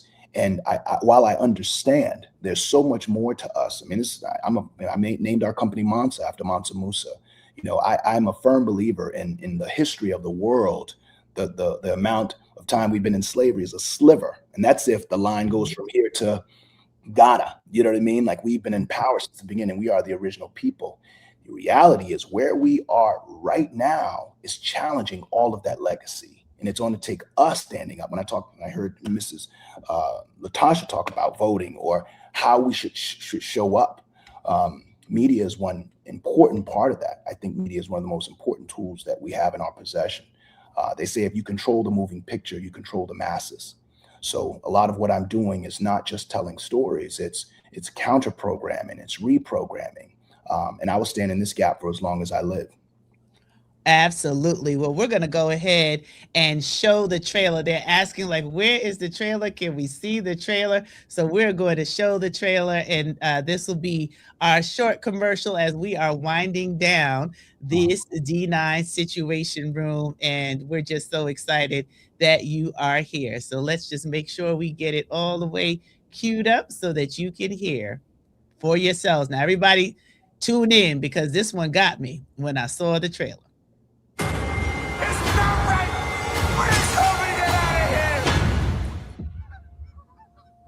I love you, son. More than anything. And I'm gonna keep doing the best I can to prove it. You're my mission. You know that? Protect your mind, son. It's your greatest asset. You hear me? Protect your mind.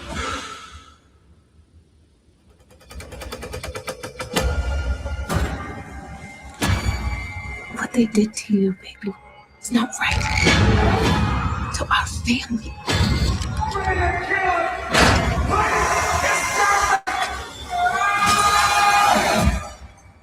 Protect your mind.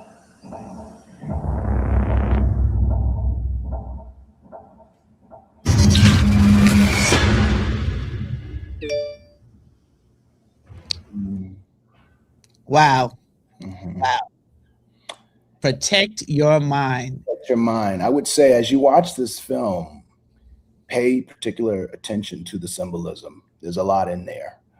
You can only say so much in a 95-minute film.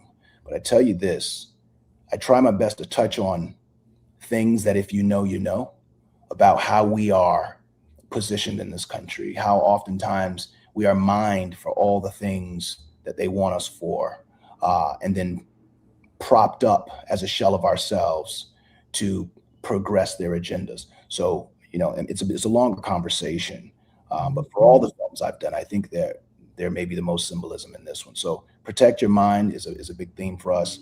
I will also say pay attention.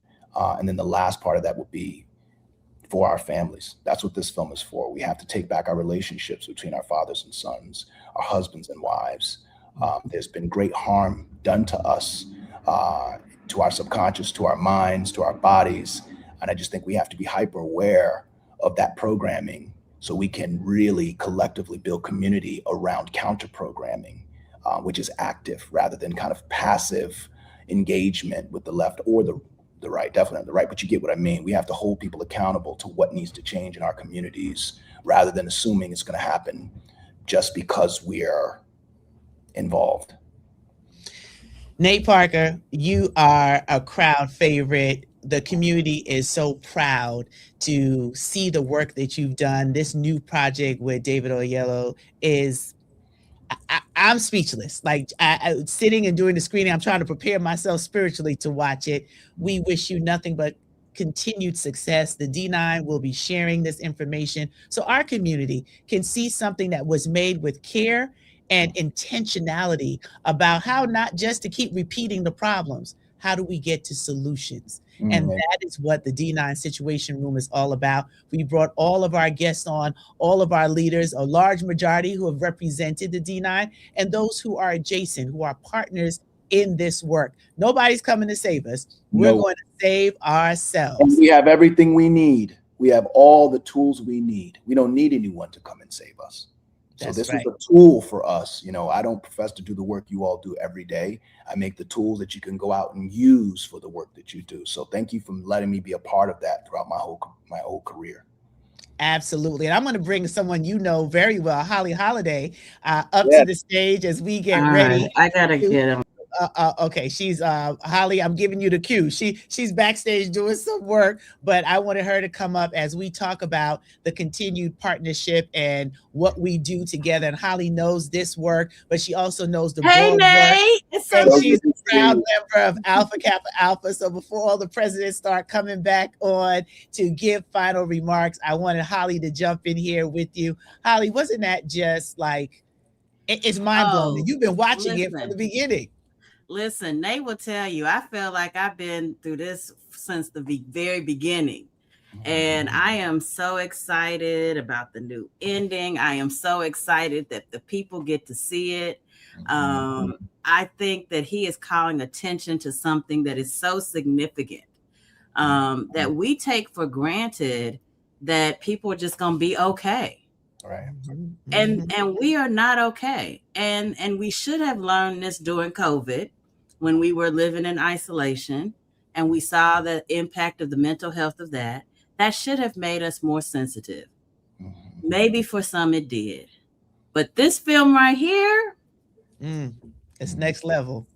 Listen, next level. Next film level. Right here, one, and I've told Nate this, one of the most important things that this film does is it not only gives you the experience of the person who has to endure the solitude, it gives you the understanding of the family that loves this person.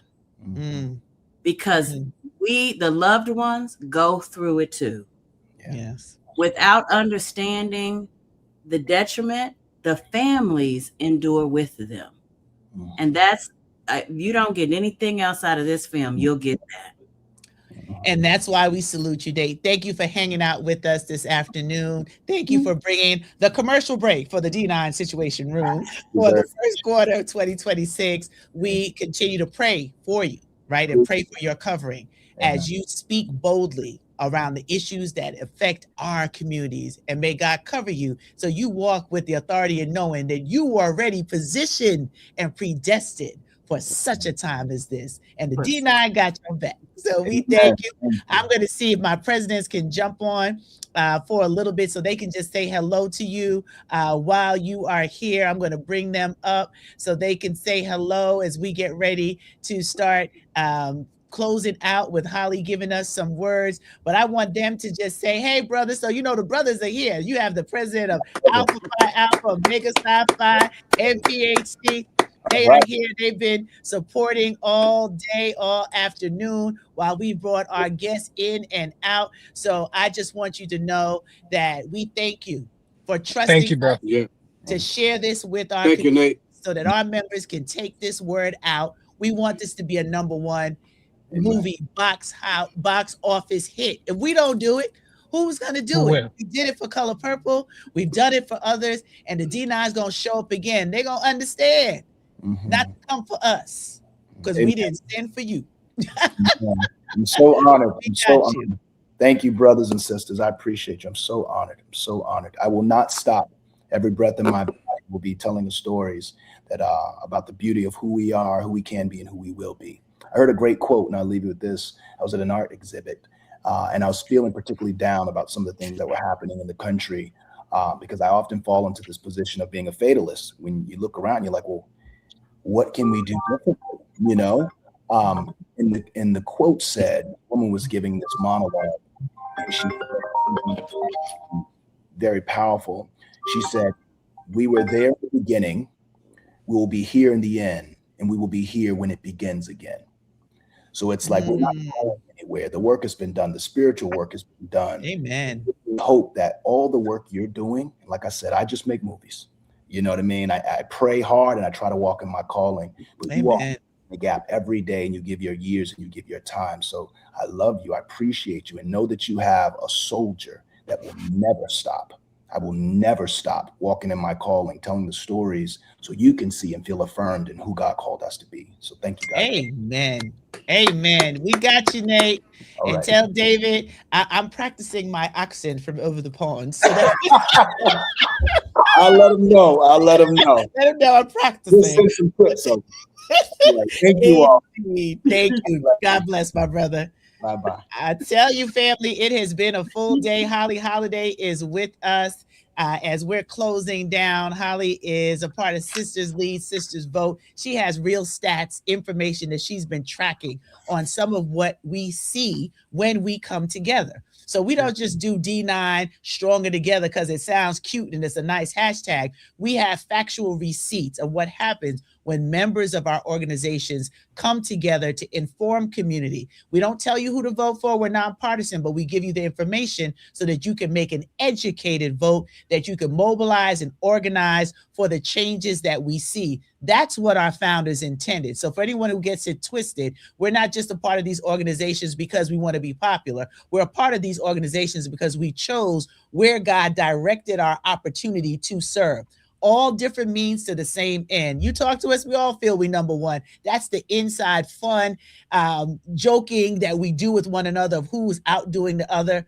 But that's in jest, because in honesty and sincerity, we're all doing God's work in different ways. And the outcome is for our communities to be better as a result. So Holly, you're the last one to close us out for right now, but some more stats and facts, my sister, on what you want to encourage our D9 community as a member of Alpha Kappa Alpha Sorority Incorporated. Well, thank you for that. I'm going to give you 3 quick points. The first point is related to our effort in the primaries and the trend that we're seeing. And the trend that we're seeing, and I know some of you may be disappointed because your candidate maybe didn't do or didn't make it across the finish line, is not making it into the general. But I want you to think and look deeper, because a state like, for instance, I'll just take Texas as an example. In a state like Texas, we saw nearly 1 million voters, most of them Black, who weren't typically participating in primary elections. That matters. The question is, what do we do with that power? So I'll challenge you to think about, what do we do with that power? The second thing I want to say is we still have work to do. I want to, as you all know, we've been talking about it. The 1 Million Black Voters Rising program is one way to get involved, but we have to reach out to our friends and family and say, this matters. This is not about guilt or shame. This isn't about obligation or reminding people that our ancestors died. This is about what we need you to do to build for tomorrow. And the final point that I'm going to make in honor of me being in the Situation Room today is what you see before you when you see our precious D9 organizations are models of leadership. And what we do know, and I think you also saw this when you saw the Congressional Black Caucus members, is that in many cases, these organizations that you see are ground zero for leadership development, are ground zero for the leaders who not only lead within these organizations, but out in our communities. They are elected to offices and they move forward. So we encourage you, and I want to encourage everybody to not just vote this year, but all of the organizations that you see have a lot of public programming. We want you to get involved with them. We want you to stand with all of us as we do this work. This is about the collective, and we can do it if we work together. Thank you, Dr. Stacy, for letting me take up a little bit of time. And what a treat it was to be on with my brother Nate as well. So I feel like I got a bonus. Well, we appreciate you. Holly, the work that you do is just excellence on another level. A lot of people don't know how much you do behind the scenes. You're everywhere supporting everybody. And I just want to personally just thank you for being a true sister and a true friend. I support and applaud you. You see, the other presidents clapping too, because we know when Holly Holiday is involved, honey, it's going to get done. And we appreciate having you as our support. So continue, Sisters Lead, Sisters Vote, the stats, the data that we can utilize to inform and move forward. So God bless you and thank you for joining us as we are rounding out our first D9 Situation Room of 2026. So take good care, Holly, as we now have some time with the Council of Presidents. What a day! It's been a full day. We have been committed. This is about the third or fourth D9 Situation Room that we have done to make sure that you understand when we show up together, it's for real. We are doing the work, sacrificing time and all that we do because you've trusted us to lead our most prestigious organizations and represent the vision of our founders. So today was yet another example of how we come together collectively. And you saw members of our own constituency that are leading in various areas. So I'm going to give our council their opportunity to give you their takeaways from today while we work on getting our vice chair connected, who has had all sorts of travel challenges, but we're holding it down for Grant Polmark, Jimmy McMichael of Kappa Alpha Psi Fraternity Incorporated. So General President Metellus, over to you first. Well, first and foremost, I want to thank you, Madam Chair. You held it down for going on 2 hours and 10 minutes, and you did an excellent job shepherding all those big personalities across, and you fit right in. And so we want to say, I know I speak for all my fellow presidents when we say we appreciate and love the work that you do, and we want to applaud you personally. Thank you so much. The second thing I want to say is that there's something about good trouble that that people start attacking you when you're doing the work, Madam President Turner, and you're doing the work, Ricky. You know that people start attacking you, and so don't be dismayed by the number of attacks that are coming because they know that we're coming. They know that if we get 1 million voters registered, that's a problem for the enemy, and the enemy doesn't want us to be successful. The enemy wants us to fail. So if you're doing the work, if you're helping young people, if you're getting people registered out to vote, if you're educating our communities about what's on the ballot, people get scared. So there's real power in us coming together because it's not only D9 stronger together, it's D9 changing the world. So I know that from things that we've heard today, we'll continue these conversations, but know that we are in this fight for the long haul. And we're going to win in this fight because anytime this country has had a problem, it has been the African and the people of African descent in this country that have led real change. And so we're here today to help promote that real change. We're so proud of the work that you've done. I wish Vice Chair was here because I can only talk about the things that he's done as well. But we appreciate you and I want all my friends in the chat to know whether you're Greek or not, in a Greek organization or not. We need you in the fight because this is not only the most important election of our lifetime because everyone will matter, but this is the most important election for our children and grandchildren's future. So I'm going to turn it back over to you, Madam Chair, but thank you so much for the work you do.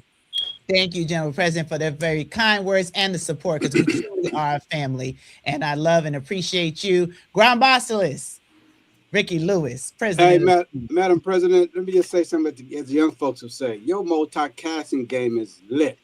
I don't know how you were juggling. Man, I'm sitting there watching this, and you didn't miss a beat. I mean, when I say not a beat, I'm like, I don't know what this sister do for a living, but whatever she do, she in the wrong space. You had this director-producer game on lock. Kudos to you. Kudos to all our Council of Presidents. We all hung in there with you today. Outstanding job. And kudos to our being able to grab all these important people on a Monday in the middle of the day. I mean, these people, they got family, they're traveling, they got kids, they got jobs. So job well done by everybody. I think it was a good look for our brand, good look in terms of what we're trying to do for this midterm coming up. We just got to keep fighting. We ain't giving up. We ain't quitting. We're just going to keep fighting and keep fighting and keep fighting. Again, my kudos to you, Madam President, for making this happen today. Outstanding job by the team. And I yield back to you, Madam Chair. Thank you, Grand Basilis Lewis. Appreciate you and always riding with me all the time. Yes, making ma'am. sure that Yes, you ma'am. are here. I appreciate you so much. And my dear sister, the one and only Cheryl Turner of Delta Sigma Theta Sorority Incorporated. Thank you, Madam Chair. I must echo the brothers. Thank you for convening this brain trust this evening and leading us in this powerful informational forum. Everyone on here, we've got to understand that change doesn't begin at the ballot box. We must begin now to make that change. We must activate, register voters, for those infrequent voters, touch them again to get them back out there. But for all of us, check to see if you are still on the roll. There's an effort afoot to purge rolls. We don't want any surprises. If we can do that now, then we can fix it now. We don't want to be at the polling place trying to figure things out, because then our vote is lost. So please, just make it your personal commitment to not only ensure that you're stepping forward strongly, but that you're bringing other people along. Deltas, this is our 1913 moment, and we're walking in this path with our D9 brothers and sisters and other allies, and we vow to do our part. Thank you to everyone for showing up today. It was an amazing forum. Thank you. Oh, thank you, my sister president, and excited about the work that we will continue to do together. And I see my dear sister, Grand Basilis Marika Harris of Sigma Gamma Rho Sorority in the house. What would you like to share in your closing thoughts? Yes, thank you, Madam President, for this event today. As President Lewis said, gathering everyone here on this occasion for such a time as this. This was needed and necessary. The conversations about the importance of voting, registering people to vote, and getting out to vote. Also checking your voting status. I stand by every president, every member of your organizations, that the ladies of Sigma Gamma Rho are ready to activate and collaborate with our D9 brothers and sisters, our civil rights partners such as the NAACP, NCNW, Black Women's Leadership Collaborative, Urban League, the National Action Network. I want to leave everybody with, don't be weary and well doing. As everyone said, every vote counts, every vote matters. In November, that's our Founders Month. So I want to celebrate not only our Founders Month, but a winning season where we are going to have some impact in our results of getting everyone out to vote. So thank you again for this opportunity, and I look forward to many more, because there's still plenty of work to be done in this season. Absolutely. Thank you, Grand Basilis Harris. Love you, my sister, and appreciate all that you do. And we have Grand Polaris Orlando Grant, and we're not related by blood, but by relation. Well, all this time I thought you was my sister, so I'm just now finding this information out at 8 years old. But we are brothers and sisters in the struggle. We may have different issues, we may have different causes, but at the end of the day, we're only as strong as our weakest link. And we have to understand the responsibility of supporting one another and getting our family, friends, and loved ones to the polls. But not just getting them to the polls, educating them about the issues. Because somewhere along the line, policies, practices, and laws will impact us. It may not be in the way that you look at it, but it will impact us. We know that our sisters, over 300,000 of our sisters have lost their jobs in this year, over the last year. What are we going to do as men of the fraternities? What are we going to do as brothers in this same struggle? Because those sisters don't represent just sisters out there somewhere in this country. They are mothers, our sisters, our cousins, our aunts. What are we going to do to support them, no matter what color you come from, no matter what organization you represent? Their struggle is our struggle. Our struggle is their struggle. So let's remember that. So remember that when we make decisions about who we vote for, what we vote for, there are consequences. So let's make sure that we are educated. Get involved. Make sure you, like my sister, Madam President Turner said, activate. Get to know your role on the polls, and then you activate. No matter what it is, we want to make sure that we are doing all that we can do. So at the end of the day, we can say we fought the good fight. And then whatever the results may be, no matter where you fall on the spectrum, your vote matters. And that's what we have to do. Every vote matters. And starting today, this won't be our last time you see us, but it will be the first of many times you will see us. So thank you, Madam Chair Grant. I am just honored to carry your same last name. I don't know if it's because of a reason or a season, but I would say you are my sister for a lifetime. And I'm looking forward to building up and growing together as we continue to elevate our platform to build up our communities. Absolutely, my brother. I married into the Grant name, but it's a good name. It's a good name, a good legacy. But thank you for all that you do. And we have President Kinlock here, who he has the wonderful and exciting job of being able to support the Council of Presidents with our National Panhellenic Council, all of our various councils across the country, aligning us in this work. A lot of you asked about follow-up. Where can we get links to the things that we heard about? How can we get access to information? Well, that will be President Kinlock and the executive board for our NPHC working together to collate all this information so that it can be sent out to the councils and also sent out from each of our individual organizations. So any final thoughts, President Kinlock?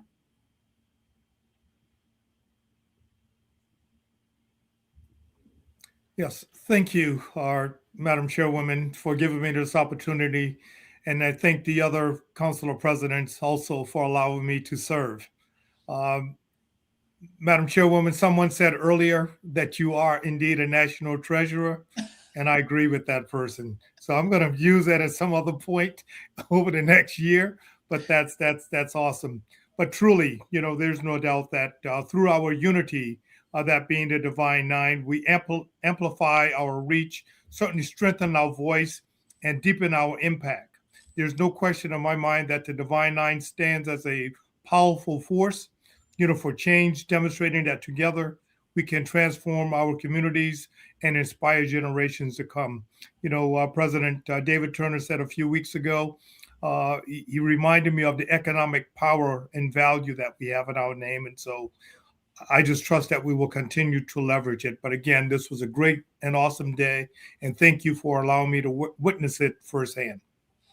Well, thank you, President Kinlock, for your kind words. And we know that President Danette Anthony Reed, International President of Alpha Kappa Alpha Sorority Incorporated, she was here with us to kick us off and had to go to, where some of us are in conference planning. So there's no stopping with what we have to do. Brother David Turner from Phi Beta Sigma Fraternity Incorporated as well. He was here and had to get back to doing some of the work and training that he does. And of course, I'm just checking to see if our vice chair has finally gotten to a computer. Y'all send out the prayers for traveling mercies because our vice chair, Grant Polmark, Jimmy McMichael, has been fighting his way to get back home safely. And I just want to make sure we give our vice chair a chance. So, Council, if you all can check in, President Kinlock, can you see if we can just support our vice chair, if he's able to at least pop on so you can see his face, because he is my partner in this work as the vice chair of our Council of Presidents and dedicated leader of Kappa Alpha Psi Fraternity Incorporated. And I had one more surprise that I'm just checking in on before we close out today. We went a little over our time. I call this, and the other work that I do, the Holy Ghost after party. When you go past the time, right, this is when you get the good juice, something you never know might happen, just staying in the room. So while we check on that, for those of you who have been active in the chat, I wish I had an award for each of you who have been commenting. You've been sharing, you've been capturing some of the information and putting it out there. We appreciate you because you are